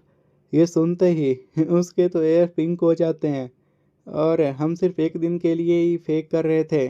मैं भी आगे से मुस्कुराने लग जाता हूँ और उसे कहता हूँ कि अभी दिन पूरा नहीं हुआ, क्या हो गया? और जैसा कि मैं तुम्हारा बॉयफ्रेंड बना हुआ हूँ, तो इसलिए तुम्हें मैं प्रीमियम बॉयफ्रेंड सर्विसेज दूंगा। उस वक्त हम रिवर की तरफ देखते हैं जिसमें सिटी लाइट्स झलक रही थी। हम स्लोली स्लोली वॉक करते हैं। तुमने मुझे हायर किया इसलिए ना कि तुम अपने पेरेंट्स को गुस्सा दिला सको और वो तुम्हारे ऊपर फोकस करें। सही कहा ना? हार्पर मेरी तरफ देखती है और वो सरप्राइज्ड भी थी और उसके चेहरे से इनोसेंस साफ झलक रही थी। तुम्हें इसके बारे में कैसे पता चला? मैं कहता हूँ कि ये कोई मिस्ट्री नहीं है। मेरा ये गैस है कि तुम्हारे डैड हर वक्त काम करते रहते हैं, तो तुम्हारे पास आने के लिए उनके पास टाइम नहीं होता। तो तुमने इस स्टंट को फोर्स किया ताकि वो तुम्हें देखने के लिए आए। मैंने सही कहा ना? हर पर तो जैसे साइलेंट ही हो गई थी, तो उसके गाल से अब आंसू बहना शुरू हो जाते हैं। 1 महीने पहले उन्होंने मेरे से प्रॉमिस किया था कि वो पूरा वीक मेरे साथ गुजारेंगे। आज मेरी बर्थडे का लास्ट डे था और आज भी उनके पास टाइम नहीं था। ये सुनते ही मैं थोड़ा सा पीछे हटता हूँ। अच्छा, तो आज इसका बर्थडे है। ये पुअर रिच गर्ल के पास सब कुछ है लेकिन फैमिली नहीं। अगर तुम घर जाना चाहती हो तो तुम जा सकती हो। मुझे उम्मीद है कि आज वो काम खत्म करके तुम्हारी बर्थडे पर ज़रूर आएंगे। तुमने जो भी ड्रामा रचाया, मेरे ख्याल में वो सभी तुमने फोर्सफुली किया था। तो मेरे ये लफ्ज़ उसके दिल को छू लेते हैं। तो वो फिर हेल्पलेस ही कहती है, इसके अलावा मैं और क्या करती? अगर मैं ये ना करती तो वो मुझे कॉल तक ना करते। तो घर आना तो दूर की बात है। और फिर वो मेरा हाथ पकड़ लेती है। मैक, हमें ऐसा क्या करना होगा कि उन्हें यकीन आ जाए कि हम सच में डेट कर रहे हैं? तो मैं तो ये सुनते ही मुस्कुराते हुए उसे देखने लग जाता हूँ। हमें बस खाना खाना है, चलना है, फ़ोटोज़ लेने हैं, मूवी देखना है। अब तुम ही बताओ कि तुम्हें कहाँ से स्टार्ट करना है मेरी जीएफ? तो ये सुनते ही उसका दिल तेज़ी से धड़कने लग जाता है। उसके गाल तो जैसे लाल पड़ गए हों। मैंने मैंने कभी किसी को डेट नहीं किया। मुझे नहीं पता। अच्छा, तो तुम ये सब कुछ मेरे ऊपर छोड़ दो। मैं फिर रिवर की तरफ इशारा करता हूँ। एक सेल्फी लेता हूँ, उसे पोस्ट करता हूँ। ये अच्छा है ना? तो वो कहती है हाँ। फिर वो मेरे क्लोज़ होती है, स्माइल करती है। मैं कहता हूँ कि थोड़ा और क्लोज़ हो। अभी भी तुम फ्रेम से बाहर हो। पहले तो वो थोड़ा हेसिटेट करती है लेकिन बाद में इस रंग में ढल जाती है। जैसे फिर हम एक दूसरे के करीब होते हैं तो मैं अपनी फ़ोटो बना लेता हूँ। ये मोमेंट ऑकवर्ड था लेकिन स्वीट भी था। पर फिर फोटो की तरफ देखती है। वो शाय लग रही थी, लेकिन उसकी आंखों में अजीब ही चमक थी।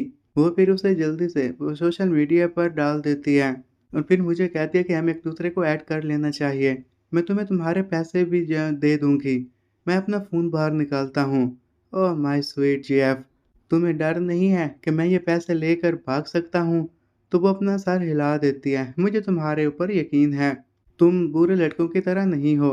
मैं खामोश रहता हूँ। हाँ, मैं बैड गाय नहीं हूँ, लेकिन ये लड़की भी मेरे ऊपर कुछ ज़्यादा ही ट्रस्ट कर रही है। अगर कोई इसे स्कैमर मिल जाए, तो ये उसके लिए वॉकिंग टारगेट होगी। मैंने उसे स्वीट कहा था, इसलिए वो आगे से स्माइल करती है। अब हम रिवर को देखते हैं, तो वो अब थोड़े से कामनेस को फ़ील करती है। वो अपने पेरेंट्स के साथ नहीं थी, फिर भी रिलैक्स थी। ये सब उस वजह से हुआ था, जो लड़का उसकी बगल में खड़ा था। Thank you Meg. मैं भी आगे से स्माइल करता हूँ और उसी के साथ ही काम ब्रीज़ को एन्जॉय करता हूँ। काफ़ी दिन हो गए थे, मैंने भी इस तरह रिलैक्स फ़ील किया था। जब मैं पिछली दफ़ा यहाँ पर आया था, तो वो मेरे साथ क्लोई थी। उसने मुझे कहा था कि हम हर वक़्त साथ रहेंगे, लेकिन इस वक़्त मेरे साथ हार्पर है। मिस्टर हैरिसन तक वो फ़ोटो पहुँच गई थी, तो अब वो भी मेल्ट डाउन हो जाते हैं। वो अपनी बेटी को किसी और दूसरे के साथ देखकर उन्हें बहुत गुस्सा आया था। वो अपने फ़ोन की स्क्रीन को ज़ोर से पकड़ते हैं। अगर थोड़ा और ज़ोर से पकड़ते शायद वो टूट जाती। वो उसे कॉल करते हैं, लेकिन आगे से हार्पर कॉल पिक नहीं करती। क्या सच में वो मेरी कॉल पिक नहीं करेगी? तो उसके जितने भी कॉन्टैक्ट्स हैं, वो हमारे पीछे लगा देता है। वो जल्द से जल्द अपनी बेटी को ढूँढना चाहता था। हार्पर की मॉम ने भी ये देखा और वो स्माइल की। अच्छा, ये इतना भी बुरा नहीं है, लेकिन फिर भी मुझे इसे टेस्ट करना होगा। अगर ये फेल हो गया, तो फिर इसे हार्पर की ज़िंदगी से दूर जाना होगा। तभी हार्पर के फ़ोन पर बेल बजती है। अब बार-बार बेल बजे जा रही थी कि वो अपना फ़ोन ही बंद कर देती है। हम फिर हाई एंड रेस्टोरेंट जाते हैं, जो कि करीब भी था, और एक विंडो की सीट को ग्रैब करते हैं। डिनर के वक़्त मैंने ये जाना कि हार्पर की हेल्थ बहुत पुअर है। उसने हाई स्कूल अटेंड किया, लेकिन उसके बाद ही होम स्कूल की वजह से उसे छोड़ दिया। कोइंसिडेंटली अब उसने भी एग्जैक्ट मेरे ही स्कूल में एनरोलमेंट करवा ली। मैं फिर टेबल पर रखे खाने की तरफ देखता हूँ। हार्पर फिर मुझसे पूछती है, मैक, क्या हम इधर भी साथ में फ़ोटो ले सकते हैं? मैं स्माइल करता हूँ और एग्री कर लेता हूँ और फिर इसी के साथ फ़ोटो खींच लेते हैं। हार्पर फिर फ़ोटो को देखती है और गिगल करती है। खाना खाने के बाद मैं उससे पूछता हूँ कि अब उसका अगला एजेंडा क्या है? तो वो हेसिटेट करती है और कहती है कि मैंने शॉपिंग के लिए जाना है, कुछ कपड़े खरीदने हैं। मैं फिर उसके परफेक्टली टेलर्ड डिज़ाइन ड्रेस की तरफ देखता हूँ। तो तुम्हें और ज़्यादा कपड़े चाहिए? तो वो एम्बैरेस फ़ील करते हुए साइड पर देखती है। मैं बस कुछ आउटफिट खरीदना चाहती हूँ, वो भी तुम्हारे लिए। फिर मैं मेंस बुटीक में खड़ा था, वो मेरे लिए कपड़े लेकर आती है ताकि चेक कर सके मुझे कैसे लगेंगे। मैं उससे कहता हूँ कि मेरे पास ऑलरेडी बहुत सारे कपड़े हैं, तुम्हें ऐसा करने की ज़रूरत नहीं है। तुमने ऑलरेडी टैक्सी के पैसे पे किए, डिनर के पैसे पे किए और वो कपड़े कपड़े तो तुम्हारे लिए इसलिए खरीद रही हूँ ताकि ये एक नॉर्मल है। मैं तुम्हें थैंक्स कहना चाहती हूँ। वो उसने मुझसे ये कहा और इस कहने के साथ ही वो एक्साइटेड हो गई। फिर वो कुछ और फिट्स को मेरे लिए खरीदती है। उसमें मैं अलग ही लेवल का बंदा लग रहा था। जब मैं फिटिंग रूम से बाहर आया, तो उसने एक ट्रू बॉस की तरह अपना हाथ हिलाया। ये अच्छा है और बाकी भी जितने इसने ट्राई किए हैं, उन सभी को मैं ले जाऊँगी। वो कैशियर को कहती है, जो भी मैंने आउटफिट पहना था, उसके पैसे वो पे करती है। मैं उसे कहता हूँ कि मैं ऐसा नहीं दिखावा करना चाहता कि लोग ये देखकर समझें कि मैं अपनी जेब बनाकर उसके पैसों पर पल रहा हूँ। तुम्हें भी कुछ चाहिए तो तुम मुझसे कह सकती हो। तो वो अपना सर हिला देती है। उसकी आंखों में शाइन आ गया था। वह फ्रेंड, चलो हम आर्केड चलते हैं। मैं वहाँ कभी नहीं गई। हम फिर क्राउडेड आर्केड चले गए। उधर हर कोई फाइटिंग गेम्स खेल रहा था। हार्पर की नज़र फिर एक क्लॉ मशीन पर पड़ती है, जो कि कॉर्नर में ही पड़ी थी। फिर वो पिंक टेडी बेयर को देखती है। ये बेयर बहुत क्यूट है, चलो इसे हासिल करने की कोशिश करते हैं। मैं फिर एक कॉइन देता हूँ। हार्पर मेरे पास ही खड़ी थी। उसकी आंखें एंटिसिपेशन में स्पार कर रही थीं। मैं फिर जॉयस्टिक को मूव करता हूँ ताकि उस बेयर को ग्रैब कर सकूँ, लेकिन आधे रास्ते ही वो स्लिप कर जाता है। इससे वो थोड़ी सी सैड हो गई थी। तुम्हें परेशान होने की ज़रूरत नहीं है, हम दोबारा ट्राई करेंगे। और अब इस बार वो और भी ज़्यादा फोकस कर रही थी। मैंने भी अपनी तरफ से पूरी कोशिश की और फिर फाइनली उस बेयर को उठाकर प्राइस स्लॉट में डाल दिया। हार्पर खुशी से जंप लगाने लग गई। वो एक बच्चे की तरह चीयर कर रही थी। थैंक यू मैक, ये बेर तुम्हारे लिए। मैं फिर तुम्हारे लिए पिंक बन्नी को लूँगा।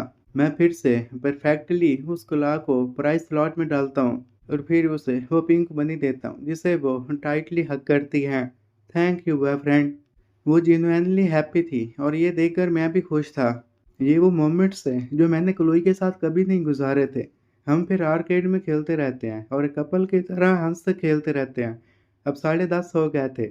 मैं कहता हूँ हार्पर अब लेट हो रही है, अब हमें घर जाना चाहिए। तो वो खेलना बंद करती है और फिर अपने फ़ोन को देखती है जहाँ बहुत मिस कॉल्स आई हुई थी। मैं घर नहीं जाना चाहती। वो जानती थी कि उसका गोल कंप्लीट हो चुका है। अब वो घर जाएगी तो फिर उसे पेरेंट्स का सामना करना पड़ेगा। वो मेरी तरफ देखती है और फिर उनकी आंखों में सैडनेस आ गई थी। आज मेरा बर्थडे है। अगर मैं घर जाऊंगी तो मेरे लिए पार्टी होगी, सही कहा ना? यो हार्पर, तुम्हें इतना भी लॉकडाउन करने की ज़रूरत नहीं है। मैं फिर गोफी फेस बनाता हूँ और इसकी वजह से उसे हंसी आ जाती है। उसका फ़ोन दोबारा बजता है। इसके बाद उसकी कज़न थी ग्रेस। हार्पर अटेंड करती है। हार्पर, थैंक गॉड तुमने मेरी कॉल पिक की। तुम कहाँ हो? मैं तुम्हें लेने के लिए आ रही हूँ। हार्पर फिर उसे एड्रेस बताती है और फ़ोन काट देती है। मैं मुस्कुराता हूँ। लगता है तुम्हारी टाइड आ गई है। मैं तुम्हारे लिए कोई गिफ्ट तो प्रिपेयर नहीं कर सका, लेकिन मेरी विशेस तुम्हारे साथ हैं। वो फिर अपने बनी को देखते हुए कहती है कि तुमने ऑलरेडी मुझे गिफ्ट दे दिया है। Thank you Mac. उसकी सिस्टर आ जाती है तो मैं कहता हूँ कि तुम्हारी सिस्टर आ गई, मुझे अब जाना चाहिए। मैं जाने लगता हूँ तो वो पीछे से मुझे पुकारते हैं, बॉयफ्रेंड एक मिनट रुको तो सही, मैंने तो तुम्हारे पैसे नहीं दिए। हार्पर मेरे हाथ को ग्रैब करती है और वो नहीं चाहती थी कि मैं वहाँ से जाऊँ। मेरे पास शॉपिंग बैग्स थे और बेयर भी था। मैं उससे कहता हूँ इतने मेरे लिए काफ़ी है। वो बिल्कुल खामोश खड़ी थी और मुझे जाता हुआ देखती है। थोड़ी देर के बाद ही ग्रेस आ गई थी और देखती है कि हार्पर एक बनी को हग कर रही है। तो वो जल्दी से गाड़ी से बाहर आती है। हार्पर, तुम्हें पता है मैं तुम्हारे लिए कितनी परेशान थी। मैं ठीक हूँ ग्रेस। इस बनी को देखो, ये क्यूट नहीं है? तो ग्रेस को अब रिलीफ फील होता है। तुमने इसे विन किया? नहीं, मैक ने मेरे लिए विन किया। तो ग्रेस ये सुनते हैरान हो जाती है। हार्पर, तुम्हें पता है ना कि इस दुनिया में कितने बुरे लोग मौजूद हैं। तुम तो उस लड़के को जानती भी नहीं, उसकी इंटेंशंस क्या होगी। मैक एक अच्छा लड़का है। वो ओल्ड हाई स्कूल में भी था। वो बस चला गया। वो इतना दूर नहीं गया होगा। हम चलते हैं, हम जल्दी ही उसे कैचअप कर लेंगे। जबकि मैं उसे स्ट्रीट में वॉक कर रहा था, अपने प्लेटफॉर्म को चेक कर रहा था कि नॉवल के बारे में क्या। तभी मेरा ना जॉ ड्रॉप हो जाता है। उसमें तो रेड नोटिफिकेशंस आई हुई थी। एडिटर का मैसेज आया हुआ था कि मैं कॉन्ट्रैक्ट के लिए एलिजिबल हो गया हूँ। एक मिनट वेट, इन्होंने तो इसको मंडे को रिव्यू करना था ना। एडिटर इन चीफ ने अपना डायरेक्ट मैसेज के लिए कॉन्टैक्ट इन्फो मुझसे मांगी थी। ये बात तो मैं जान गया था कि फ्लॉलेस रियाम एक सर्टिफाइड बैंगर है। कोई भी टाइमलाइन क्यों ना हो, ये उसमें ज़रूर कामयाब होगा। ग्रेस भी हार्पर के साथ मुझे ढूंढने के लिए निकली हुई थी, लेकिन मैं उन्हें कहीं भी नहीं मिल पा रहा था। उन्हें लगता है कि मैं अब घर चला गया होऊंगा। तभी ग्रेस को कॉल आती है एडिटर इन चीफ की, क्योंकि मेरा उनके साथ कॉन्टैक्ट हो गया था और हमारे दरमियान जो भी बातचीत हुई थी वो एडिटर इन चीफ ग्रेस को सब कुछ बता देता है। ग्रेस जब फ़ोन पर एडिटर इन चीफ से बात कर रही थी, हार्पर उस वक्त 10,000 मेरे अकाउंट में ट्रांसफ़र करने में बिजी थी। इससे पहले कि ग्रेस उसे रोक पाती तब तक उसने मुझे वो पैसे सेंड कर दिए थे और तभी मुझे उसकी बेल सुनाई देती है। मेरी बगल में एक गाड़ी खड़ी होती है तो उसके जैसे शीशे नीचे आ रहे थे, मैं पूछता हूँ तुम कौन हो? तो वो एक कोल्ड सी लेडी थी। ये उसकी बात कर रहा था, ग्रेस की। और फिर तभी साइड पर हार्पर को देखता हूँ जो पैसेंजर सीट पर बैठी थी। मैक, हम दोबारा मिल गए। तो मैं भी आगे से ऑकवर्ड स्माइल देता हूँ। Hello ma'am. और उससे पूछता हूँ क्या आप हार्पर की मॉम हैं? मैंने ग्रेस को मैम कहा था, इसकी वजह से उसकी आंखें तो वाइट कर जाती हैं। क्या ये लड़का सच में मुझे ये बुला रहा है? लेकिन फिर भी वो अपने गुस्से पर काबू रखती है और कोल्डली मेरी तरफ देखते हुए कहती है, तुम मैक हो? मुझे बताओ कि तुम्हें क्या चाहिए जिसके बाद तुम मेरी सिस्टर को छोड़ दो। तो मैं ये सुनते ही कहता हूँ, अच्छा तो ये उसकी कज़न सिस्टर है जो कि मॉम बनने का बिहेव कर रही है। तो मेरे ज़हन में सभी के ड्रामा चलने लग जाते हैं जो मैंने देखे थे। लेकिन जैसा कि हार्पर ने मुझे 10 ग्रांड सेंड किए थे तो मुझे अब एक्ट पर फॉलो करना था। मैं उसकी मॉम को कोई भी फ्लॉज नहीं ढूंढने दे सकता था। मैं फिर उसकी डेड आइज में देखता हूँ। मेरी वॉइस अनवेवरिंग थी, मैम हार्पर और मैं प्यार करते हैं। नो मैटर कुछ भी हो, मैं उसे नहीं छोड़ूँगा। जब मैंने ये कहा तो ग्रेस फ़ोन में रिकॉर्डर ऑन करती है ताकि इन बातों को रिकॉर्ड कर सके। मैं तुम जैसों से कई से मिल चुकी हूँ जो कि यही प्यार का दावा करते हैं, लेकिन इन द एंड हर कोई स्कैमर ही निकलता है। लेकिन मेरी फीलिंग हार्पर के लिए सच्ची हैं। हार्पर अपनी मॉम को कहती है, मॉम, मैक मुझे अच्छे से ट्रीट कर रहा है, आप उसे एक और चांस तो दीजिए। ग्रेस भी पीछे नहीं हटने वाली थी और कहती है कि तुम दोनों आखिर कैसे मिले। हम 10th ग्रेड में मिले थे। वो स्कूल में एक मंथ के लिए आई थी, लेकिन बहुत स्मार्ट थी। हम अपना होमवर्क इकट्ठे डिस्कस करते थे, तो इसी बीच में हमें एक दूसरे से प्यार हो गया। ओह अच्छा, तो तुम्हारे ग्रेड ज़रूर एक्सीलेंट होंगे। एकेडमिक्स तो मेरा स्ट्रॉन्ग होल्ड है। मैं पूरे कॉन्फिडेंस के साथ कहता हूँ, मैं हमेशा स्कूल में टॉप करता हूँ और पूरे सिटी में भी बाज़ औक़ात मेरी फर्स्ट पोजीशन आ जाती है। ग्रेस मेरे कॉन्फिडेंस को देख रही थी और फिर खुद से कहती है, शायद ये बहुत टैलेंटेड है, इसलिए अच्छा नॉवल लिख रहा है। ग्रेस फिर कहती है कि तुम्हारे ग्रेड्स काफ़ी नहीं होंगे, ये बात तो तुम्हें पता ही होनी चाहिए। हाँ, मैं समझता हूँ, फ़िलहाल मेरे पास पैसे नहीं हैं, लेकिन फ्यूचर में मेरे पास पैसे आ जाएँगे। तो ग्रेस अब साइलेंट हो जाती है। मुझे यकीन है कि तुम फ्यूचर में पैसे बना पाओगे, लेकिन मुझे इस बात का डर है कि तुम मेरी सिस्टर को क्विक कैच की तरह ना यूज़ करो। मैं उस दिन को जो हार्पर के साथ गुज़ारा था, उसे याद कर रहा था कि उस दिन को याद करके मुझे बहुत खुशी हुई।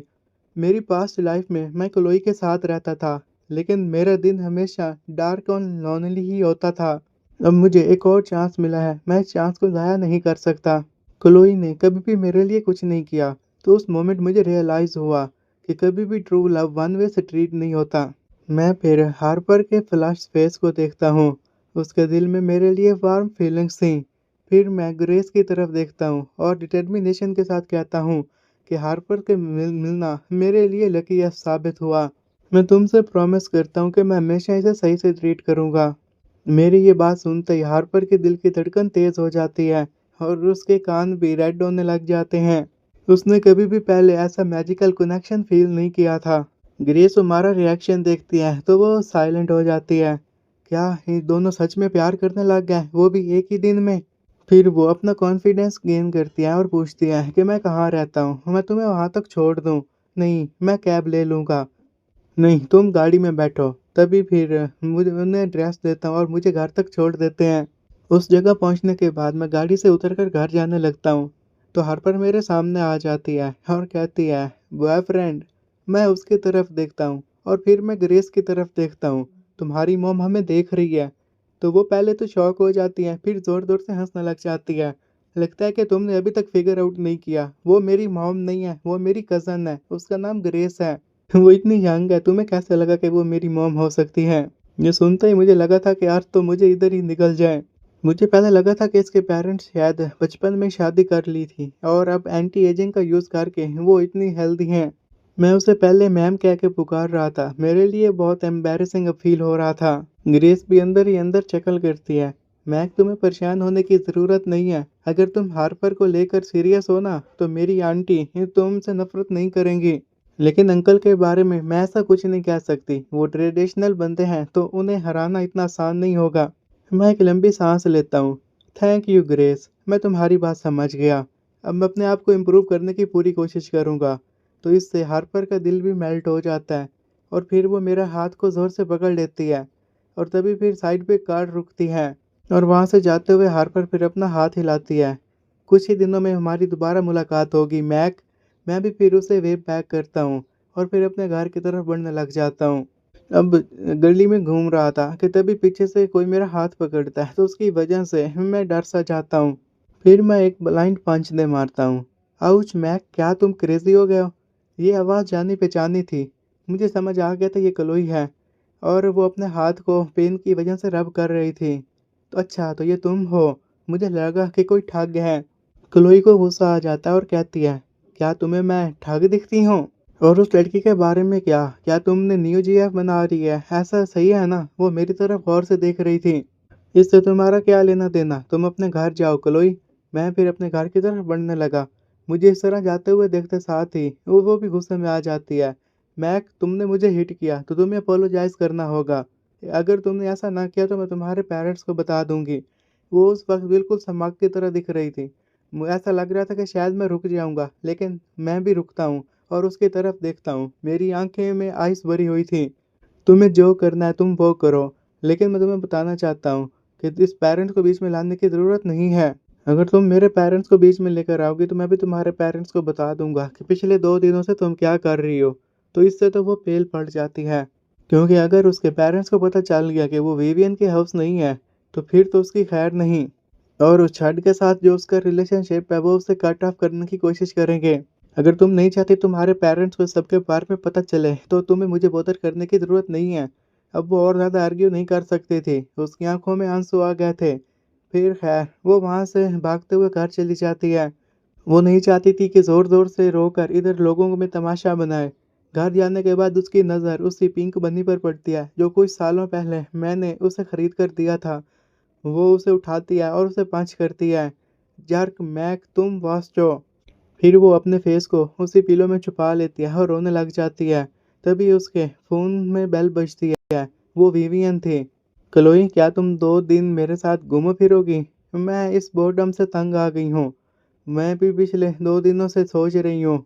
क्लोई के चेहरे पर मुस्कुराहट आ जाती है। उसे याद आता है कि पिछले 2 दिनों से वो चैड के साथ है और उसके साथ रहना इतना भी बुरा नहीं है। वो जानता था कि मैं ड्रिंक नहीं पीती, उसके बावजूद भी उसने लॉन्ग आइलैंड आइस टी मँगवाई। विवियन, जो कि अपने बेड के ऊपर लॉन्ग कर रही थी, वो जल्दी से बेड के ऊपर बैठ जाती है कि क्या एक long Island ice T? Chloe, क्या तुम श्योर हो? क्लोई उस वक़्त कन्फ्यूज़ थी। हाँ, लेकिन बार उस वक़्त जल्दी क्लोज़ हो गया तो मैं उसे ना पी सकी। विवियन तो फिर रिलीफ़ का साँस लेती है। Oh my God! लड़की, तुम्हारे साथ क्या चल रहा है? ये जो लॉन्ग आइलैंड आइस टी होती है ना, ये बेसिकली अल्कोहल ही है। इसमें बस थोड़े से टेस्ट स्वीट को मिक्स किया जाता है। तुमने बस एक ही गिलास पीना था और तुम ब्लैकआउट हो जाती। क्लोई तो ये सुनते ही फ्रोज़ हो जाती है। उसे उस वक़्त छड़ की आँखें याद आ जाती हैं, जिन आँखों से वो उसे देख रहा था। तो तभी फिर उसे तो ऐसा लगता है कि जैसे उसके तो रोंगटे ही खड़े हो गए। क्या सच में वो मेरे साथ कुछ करना चाहता था? वो फिर फ़ोन काट देती है, विंडो से बाहर चाँद को देखने लग जाती है। अब उसकी आँखों से आँसू बह रहे थे। उसे अब अपना टाइम छड़ के साथ याद आ रहा था, तो उसका अब सारा थ्रिल ख़त्म हो गया था। वो उसे गार्बेज की तरह ट्रीट करना चाहता था। जितना वो छड़ के बारे में याद कर रही थी, उतनी वो रिग्रेट कर रही थी। अब उसके आँखें की डायरेक्शन मेरे घर की तरफ हो जाती है। उसने केक नहीं खाया, तो वो फिर अपस्टेयर्स पर जाती है और दूसरी तरफ हार्पर फिर मॉम को हमारी वॉइस रिकॉर्डिंग सुना देती है। फिर बालकनी जाने के बाद मुझे कॉल करती कहती है, "मैं क्या तुम फ्लॉलेस श्याम के आर्थर हो?" तो मैं हँसता हूँ। "ओह! लगता है कि तुम और मिस्टर हैरिसन बैकग्राउंड चेक करते रहते हो।" ग्रेस शक्ल करती है। "तुम्हें लगता है कि मेरे अंकल और मैं एफबीआई हूँ? मैं टोमेटो नॉवेल्स की को-सीईओ हूँ और वही वेबसाइट जिसके ऊपर तुमने तो नॉवल को अपलोड किया था। मैं भी जेन्युइनली शॉक्ड। क्या सच में?" ग्रेस कहती है कि तुम्हारी बुक में बहुत बड़ा पोटेंशियल है। अगर तुम चाहो तो मैं तुम्हारे साथ कॉन्ट्रैक्ट करना चाहती हूँ। क्या तुम्हारी कंपनी कोई ट्रबल में है? ग्रेस हंसती है। तुम बहुत स्मार्ट हो। जस्ट उस कॉन्ट्रैक्ट को साइन करो और हमें रेगुलरली अपडेट करते रहना। हमारे जो भी पेज बैनर है उसके ऊपर मैं उस बुक को पेस्ट करती रहूँगी। इससे मैं फिर सुख की सांस लेता हूँ। अच्छा तो ठीक है। मैं भी कोई इडियट नहीं हूँ, तुम्हें मना कर दूंगा। फ़ोन काट देता हूँ। फिर मैं टोमेटो नॉवेल्स को देखता हूँ। तो मुझे अब बटरफ्लाई इफ़ेक्ट लगने लग जाता है कि वो फुल स्विंग में है और मैं इस वक्त बटरफ्लाई हूँ। टाइम गुजरता जाता है। 1 हफ्ता गुजर जाता है और मैं फ्लॉलेस रैम के 2 लाख वर्ड्स लिख लेता हूँ। ग्रेस भी फिर अपना वादा पूरा करती है और उस नॉवल को मून तक पहुंचा देती है। हर तरफ अब नॉवेल्स के चर्चे थे। ग्रेस के फ़ोन पर बार-बार कॉलें आ रही थीं, तो हार्पर उससे इसकी वजह पूछ लेती है। तो ग्रेस फिर उसके चीख पर पिंच करती है। तो अपने बॉयफ्रेंड से पूछो। जो बुक तुमने मुझे बताई थी वो तुम्हारे बॉयफ्रेंड ने लिखी थी और अब देखो ये पूरे इंटरनेट को ब्रेक डाउन कर रही है। हार्पर गैस भरती है और फिर अपना मुंह पर हाथ रखते हुए कहती कि क्या ये मेरे बॉयफ्रेंड ने लिखा? हाँ। अभी अभी आईटी डिपार्टमेंट से कॉल आई है कि हमारा सर्वर क्रैश करने वाला है क्योंकि ट्रैफिक इतनी ज़्यादा आ गई है। वेल, तुम्हारा बंदा तो जीनियस है। हार्पर को तो अब उस मेरे ऊपर प्राइड फील होने लग जाता है और इसी सेम वीक में क्लोई झट को इग्नोर कर रही थी, लेकिन जब वो बार बार उससे बैक करता रहा तो वो उसके बातों में आ गई। और उस वक्त उसने टैटू भी बनवा लिया और उसके बाद उसे रिग्रेट होने लग गया। अगर उसके डैड को पता चल गया तो फिर उसकी खैर नहीं। अगर उसकी क्लासमेट ने ये देख लिया तो उसके बारे में गॉसिप फैल जाएंगी। वो फिर गूगल पर सर्च करती है कि इसे कैसे रिमूव करें। तो उसे फिर एक लेज़र मिल जाती है जिससे वो उसे रिमूव कर सकती थी, तो वो फिर आराम का सांस लेती है। अगली सुबह मुझे हार्पर का मैसेज आता है, उसने मेरे लिए सरप्राइज़ तैयार किया था। मैं उस सरप्राइज़ के बारे में उससे पूछना चाहता था, लेकिन उसने मुझे उसके बारे में कुछ नहीं बताया। तो मैं फिर तैयार होता हूँ और एक ब्लैक ऑडी Q7 बाहर आती है। उसकी विंडो ओपन होती है तो देखता हूँ कि क्लोई बैठी थी। क्लोई के डैड भी थे, मिस्टर कार्टर। वो मुझे देखते ही मुस्कुराते हैं। काफ़ी लंबा समय हो गया। मिस्टर कार्टर, क्या आप अपनी बेटी को छोड़ने आए हैं? तो वो मुस्कुराते हैं। वो हेल्पलेस थे। क्लोई की मॉम ने मुझे कहा, क्लोई अब तुम गाड़ी से उतरो और मैक के साथ चलो। वो बहुत अनोइंग फील कर रही थी। मिस्टर कार्टर फिर वहाँ से चले जाते हैं। मैं भी उसे इग्नोर करता हूँ और बिल्डिंग की तरफ बढ़ने लगता हूँ। वो हफ करती है, मैं इससे बात नहीं करूँगी जब तक ये मेरे से माफ़ी नहीं मांगता। अब मैं भी देखती हूँ कि सबसे पहले कौन क्रैक करता है। हम क्लास में जाते हैं, हर तरफ डेड साइलेंस से। फिर जाकर अपने डेस्क पर बैठ जाते हैं तो हैरी भी वहीं मौजूद था। ड्यूड, तुम तो लेजेंड निकले। मुझे लगा था कि ब्रेकअप के बाद तो तुम मर ही जाओगे, लेकिन तुमने तो 10/10 जीएफ बना ली। तो मैं उसकी तरफ देखता हूँ और कहता हूँ कि तुम्हें किसने कहा कि मेरा दिल टूटा। चलो यहाँ से हटो, मुझे स्टडी करने दो। टीचर फिर आते हैं और वो पैशनेटली लेक्चर करते हैं, लेकिन क्लोई का जहन उधर नहीं था। वो अभी भी अपने टैटू के बारे में सोच रही थी और उसने रात को 3 बजे तक छाड़ी के साथ इसको लेकर आरपी भी किया था। उसे तो अब नींद आना शुरू हो जाती है। वो जैसे ही डोज ऑफ करती है तो टीचर फिर उसे बुला लेती है, क्लोई तुम्हें इस इक्वेशन को सॉल्व करना होगा। तो वो उठती है, बोर्ड की तरफ देखती है और पैनिक कर जाती है। उसे नहीं पता था कि कौन सा स्टैंडर्ड फार्मूला उसने इस्तेमाल करके इस मेथड को सॉल्व करना है। तो उसके लिए फिर वो पेनफुली लॉन्ग कन्वोलेटेड मेथड का इस्तेमाल करके उसे सॉल्व करती है। तो टीचर उसे कहती है, तुम्हारा जवाब सही है, लेकिन अब से तुम्हें स्टैंडर्ड फार्मूला इस्तेमाल करके इसे सॉल्व करना होगा। क्लोई का तो दिमाग ही नहीं काम कर रहा था। वो पूरा वीक छड़ के साथ थी, इसलिए उसकी मेमोरी ख़त्म होती जा रही थी। मिस्टर टर्नर की लिटरेचर क्लास आती है तो उसमें भी उसे पोम को रिसाइट करने का कहा जाता है। तो उसमें भी उसे दिक्कत पेश आ रही थी कि एक एक्न फेस्ड गाय उसकी इसमें हेल्प करता है। तो वो उसे थैंक्स कहती है और फिर उसके डेस्क की तरफ देखती है और फिर अपनी दुनिया में गुम हो जाती है। 20 मिनट के बाद मिस टर्नर उसके पास आती है और उसके साथ एक और लड़की भी थी, बहुत एलिगेंट लड़की। क्लास में तो एक दफ़ा साइलेंस से छा जाती है। क्लोई भी गुस्से से अपने पेन को पकड़ लेती है। उसे अब याद आने लग जाता है उसने कहीं तो पहले इसे देखा है। और हर तरफ क्लास में विस्पर्स फैलने लगती हैं। हैरिस की तो ये देखकर आंखें शकल से बाहर आ गई थी। सिस्टर इन लॉ, तो वो अपने सोल्जर को शो ऑफ करता है। मैक, उसकी तरफ देखो। मैं फिर हार्पर की तरफ देखता हूँ जो कि रूम के फ्रंट में खड़ी थी। तो मेरी भी होश उड़ जाते हैं। हार्पर मुझे देखती है और उसके चेहरे पे स्माइल आ जाती है। सरप्राइज। मिस्टर टर्नर फिर अपने हाथ से क्लैप करती है और सभी को काम डाउन होने का कहती है। ये हार्पर है। ये आर्ट ट्रैक के 10th ग्रेड में है, लेकिन इसके हेल्थ रीजन की वजह से इसे होम स्कूलिंग दी गई। अब वो ये दोबारा वापस आ गई है। क्लोई जैसे उसका नाम सुनती है कि ये वही लड़की है जो बार में मौजूद थी और इसने उसे मेरे साथ देखा था, तो उसका तो खून उबलने लगता है। हार्बर को ऐसा लगता है कि ये साइंस ट्रैक के लिए ज़्यादा सूटेबल है, तो इसलिए इसने हमारी क्लास में ट्रांसफ़र करवा लिया। और वो ये भी बताती है कि हैरी, उसकी बात ख़त्म होने के बाद फिर हैरी इधर-उधर क्लासरूम में देखता है तो एक ही सीट खाली नज़र आती है और वो खाली सीट हैरी के बगल में थी। तो वो मुझे कहता है, मैक तुम्हारे फ्यूचर हैप्पीनेस की वजह से मैं एक अल्टीमेट सैक्रिफाइस कर रहा हूँ, तो तुम्हें मेरी इस असिस्ट को वेस्ट नहीं करना ब्रो। इससे पहले कि मैं फिगर आउट कर पाता कि हैरी के दिमाग में क्या चल रहा है, तो हैरी मिस टर्नर को कहता है कि वेल से उसकी हालत ख़राब है और मैं जाके बैक कॉर्नर में बैठ जाऊंगा और मेरी सीट पर आप इसे बिठा दीजिए। मिस टर्नर तो बीम्ड हो जाती हैं। हैरी, तुम एक जेंटलमैन हो। मैक, तुम इसकी मदद करना। ठीक है, मैं फिर जा रहा हूँ। वो फिर अपनी बुक्स उठाता है और मुझे इशारा करता है। मैं भी अपना सर हिला देता हूँ। मैं उस वक्त अनॉय भी फील कर रहा था, लेकिन अम्यूज़ भी था।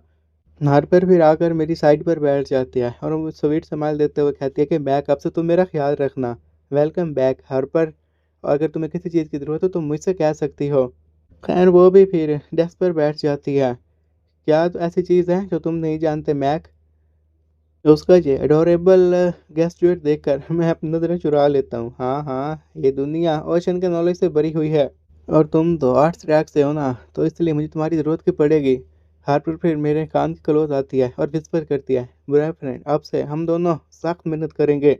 मैं थोड़ा सा झुकता हूँ और उसे कहता हूँ, तुम्हें डांट नहीं है कि सभी लोग हमें देख रहे हैं? तुम बस मुझे मैक कहकर स्कूल में पुकारो। तो वो तो ब्लश करने लग जाती है और उसे शर्म आने लग गई थी कि तभी फिर एक क्लासमेट आता है जो कि हार्पर के शोल्डर को टैप करता है।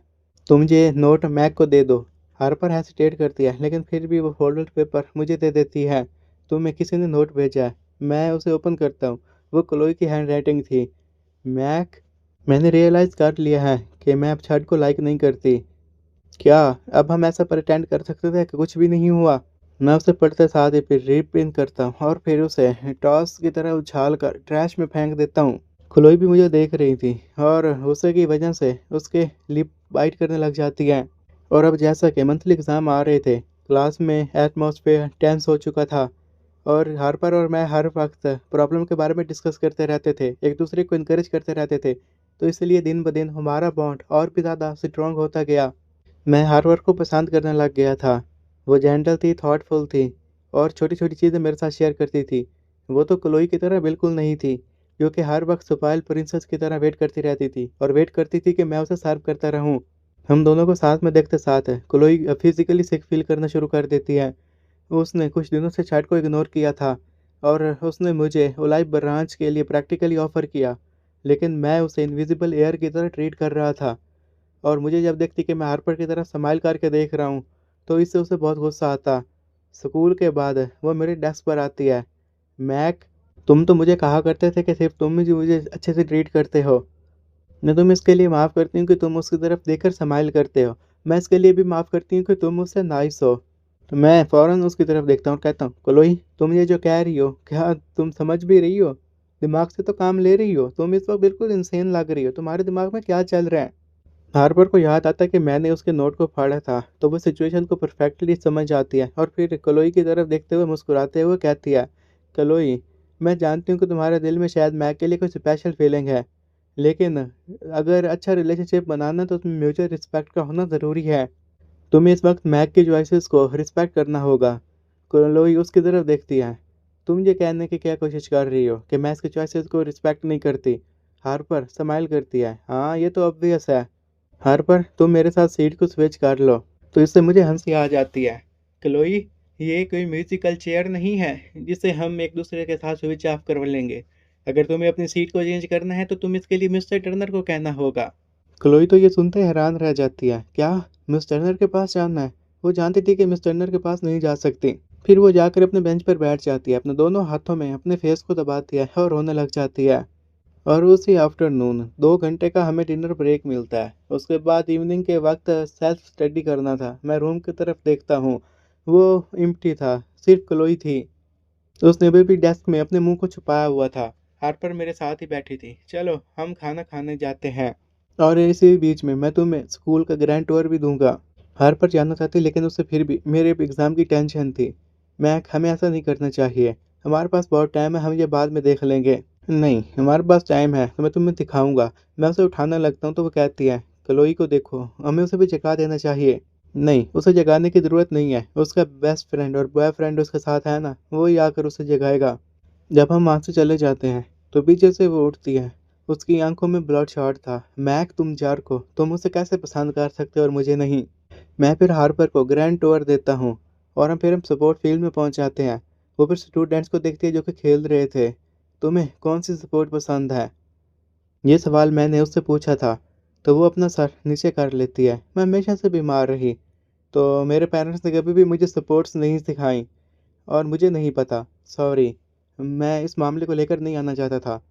मेरी तरफ देखती है, मुस्कुराती है। ठीक हूँ, अब तो मैं पहले से ज़्यादा हेल्दी हूँ। मैं अब कोई छोटी-मोटी सी गेमें खेल सकती हूँ जो ईज़ी हों। अच्छा, तो फिर मैं तुम्हें पिंग पोंग सिखाऊँगा जब हमारे पास फ्री टाइम होगा। हम फिर जियोग्राफी गार्डन जाते हैं और फिर कुछ मॉडल्स वगैरह को देखते हैं और वहाँ जाते ही उसका एक्स आर्ट स्टूडेंट बाहर आ जाता है और मुझे वहाँ पर पड़ी हुई चीज़ों के बारे में एक्सप्लेन करने लग जाती है। उसकी स्टोरी टेलिंग बहुत ही अच्छी थी, मुझे बहुत कैप्टिवेटिव लगी, ऐसे लगी जैसे मैं किसी और ही दुनिया में आ गया हूँ। हार्पर तुम तो जियोग्राफी में बहुत अच्छी हो, हमारे टीचर से भी ज़्यादा अच्छे से एक्सप्लेन करती हो। ओह! स्टॉप, ये इतनी भी अच्छी नहीं है जितना तुम कह रहे हो। लेकिन उसे अपने अंदर प्राउड भी फ़ील हो रहा था। हम फिर खाना खाते हैं और फिर क्लास में चले जाते हैं। मेरे फ़ोन पर बेल बजती है, वो अंकल टॉम थे और मैं हार्पर को कहता हूँ कि तुम आगे बढ़ो, बाद में हम बात करेंगे। मैं उससे कहता हूँ कि क्या तुम्हें छठ के बुलियन का रिकॉर्ड मिला? अंकल टॉम बताते हैं कि हाँ, थोड़ी बहुत छानबीन के बाद हमें फिर वो रिकॉर्ड मिल गया और इसकी वजह से तो हम उसे नुकसान पहुंचा सकते हैं। ये सभी मैं तुम्हें सेंड कर रहा हूँ। वो मुझे सेंड कर देते हैं। ऑसम हो गया, थैंक्स अंकल। वैसे मैं भी स्ट्रगलिंग फैमिली की वजह से तंग आ गया था, तो इसलिए ऐसा होना ही था। एक लड़का उनकी फैक्ट्री में काम करता था, उसकी टांग टूट गई थी, उसके बावजूद भी उसे आराम नहीं मिल पा रहा था। और वो उसे हेल्प करने की बजाय फैक्ट्री वाले तो सामान को डैमेज करने का इल्ज़ाम उसके ऊपर लगा देते हैं और उससे कंपनसेशन मांगते हैं। मुझे ये सब सुनते ही बहुत गुस्सा आ जाता है। अंकल आप परेशान मत हो, मैं इनसे ज़रूर बदला लूँगा।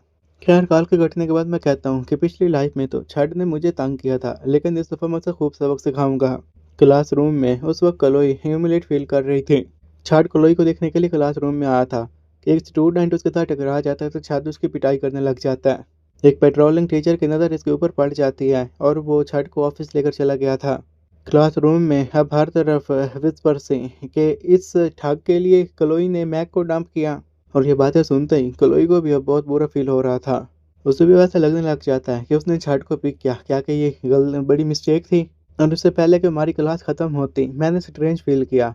मैं क्लोई की तरफ देखता हूँ, वो मेरी तरफ ही देख रही थी। जैसे ही हमारी आंखें टकराती हैं तो वो अपना मुंह विवियन की तरफ कर लेती है और फिर विवियन के साथ वहाँ से चली गई थी। उसके जाने के बाद मैं हार्पर को कहता हूँ कि देर हो रही है, अब मैं तुम्हें घर छोड़ दूंगा।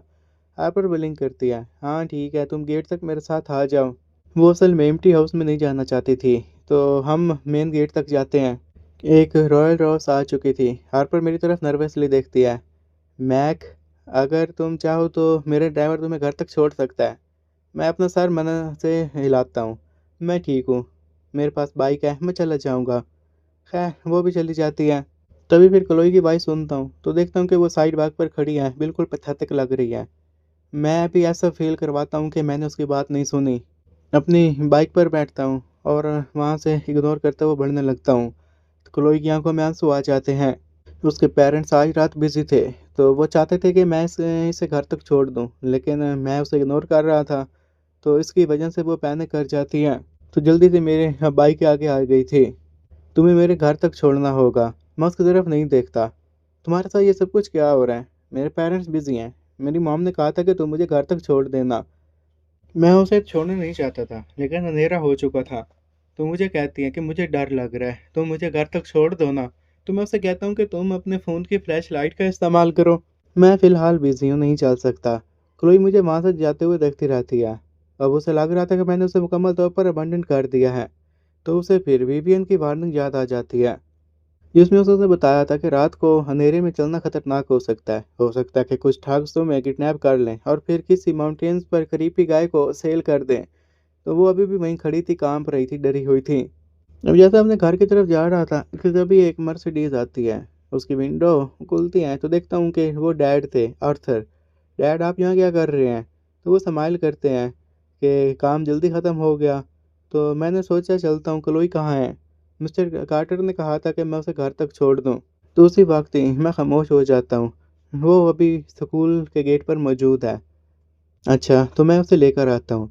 मैं जानता हूँ कि मैं उसे इग्नोर करना चाहता हूँ, लेकिन हमारी फैमिलीज़ क्लोज़ हैं। मैं फिर उसके पास जाता हूँ, जो अभी भी साइड वॉक में बैठी थी और रो रही थी।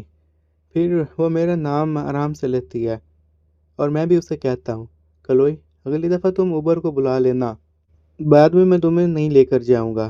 खैर वो मेरी तरफ स्लोली देखती है और उसकी आँखों से आँसू आ रहे थे। मैं जानती थी तुम मुझे छोड़कर नहीं जाओगे।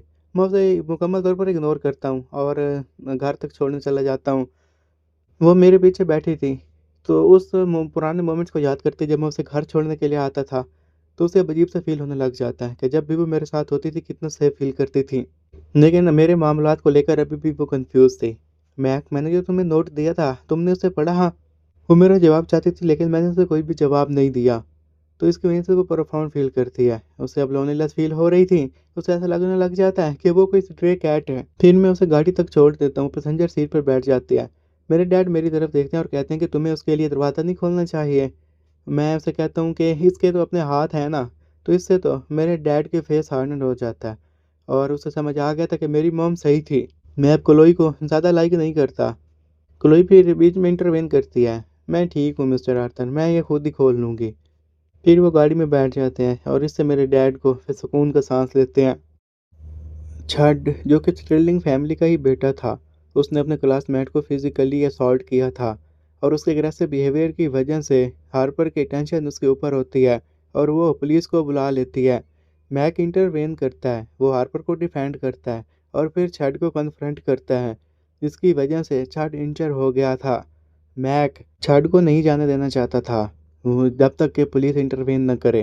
प्रिंसिपल ड्यूज भी आ जाते हैं और इस इंसिडेंट को वो कवर अप करने की कोशिश करते हैं, लेकिन मैक उन्हें भी एक्सपोज करने का थ्रेट करता है। अगर मीडिया को पता चल जाएगा तो फिर उसकी खैर नहीं, जिसकी वजह से ये बात अब मिस्टर स्टर्लिंग पर पहुंच जाती है जो कि छड के फादर थे। तो अब स्टर्लिंग फैमिली में जो कुछ अनएथिकल लेबर प्रैक्टिसेस हो रही थी वो भी वायरल हो जाती हैं, जिससे मिस्टर स्टर्लिंग का डाउनफॉल शुरू हो गया था। मिस्टर हैरिसन हार्पर्स के फादर लॉ इन्फोर्समेंट का यूज़ करते हैं और मिस्टर स्टर्लिंग के कोलैप्स में उनका भी बहुत बड़ा हाथ था। छाड फिर मैक पर अटैक करने की कोशिश करता है, वो भी एक ब्लेड की मदद से, लेकिन मैक हार्पर को प्रोटेक्ट कर लेता है और इसकी वजह से उसके हाथ में इंजरी आ गई थी। छाड को इसकी वजह से जेल में जाना पड़ता है। हॉस्पिटल में मैक अपने प्यार को हार्पर को बता देता है। क्लोई जिसने छड़ को रिजेक्ट किया था, वो उसे अब सिर्फ पछतावे के अलावा कुछ नहीं था। मिस्टर हैरिसन भी मैक की ब्रेवरी की वजह से इम्प्रेस हो गए थे और वो ऐसे कहते हैं कि तुम्हें मैं $1 बिलियन बना दूंगा। ग्रेस जो कि टमाटो नॉवेल्स की सीईओ बन चुकी थी, उसने मैक की हेल्प ली थी अपनी कंपनी को बचाने के लिए। मैक उसे कंपनी को रिस्ट्रक्ट करने का एक मल्टीमीडिया एंटरटेनमेंट एम्पायर बनाने में उसकी मदद करता है और उसमें उसके शेयर्स भी थे। 3 साल के बाद वो कंपनी बहुत ऊपर चली जाती है और मैक बिलियनर बन जाता है। इसकी वजह से उसने मैसिव सक्सेस हासिल कर ली थी और फिर वो हार्पर के साथ एंगेजमेंट कर लेता है। क्लोई इस वक्त वेटरेस का काम कर रही थी और उसे रेग्रेट फील हो रहा था।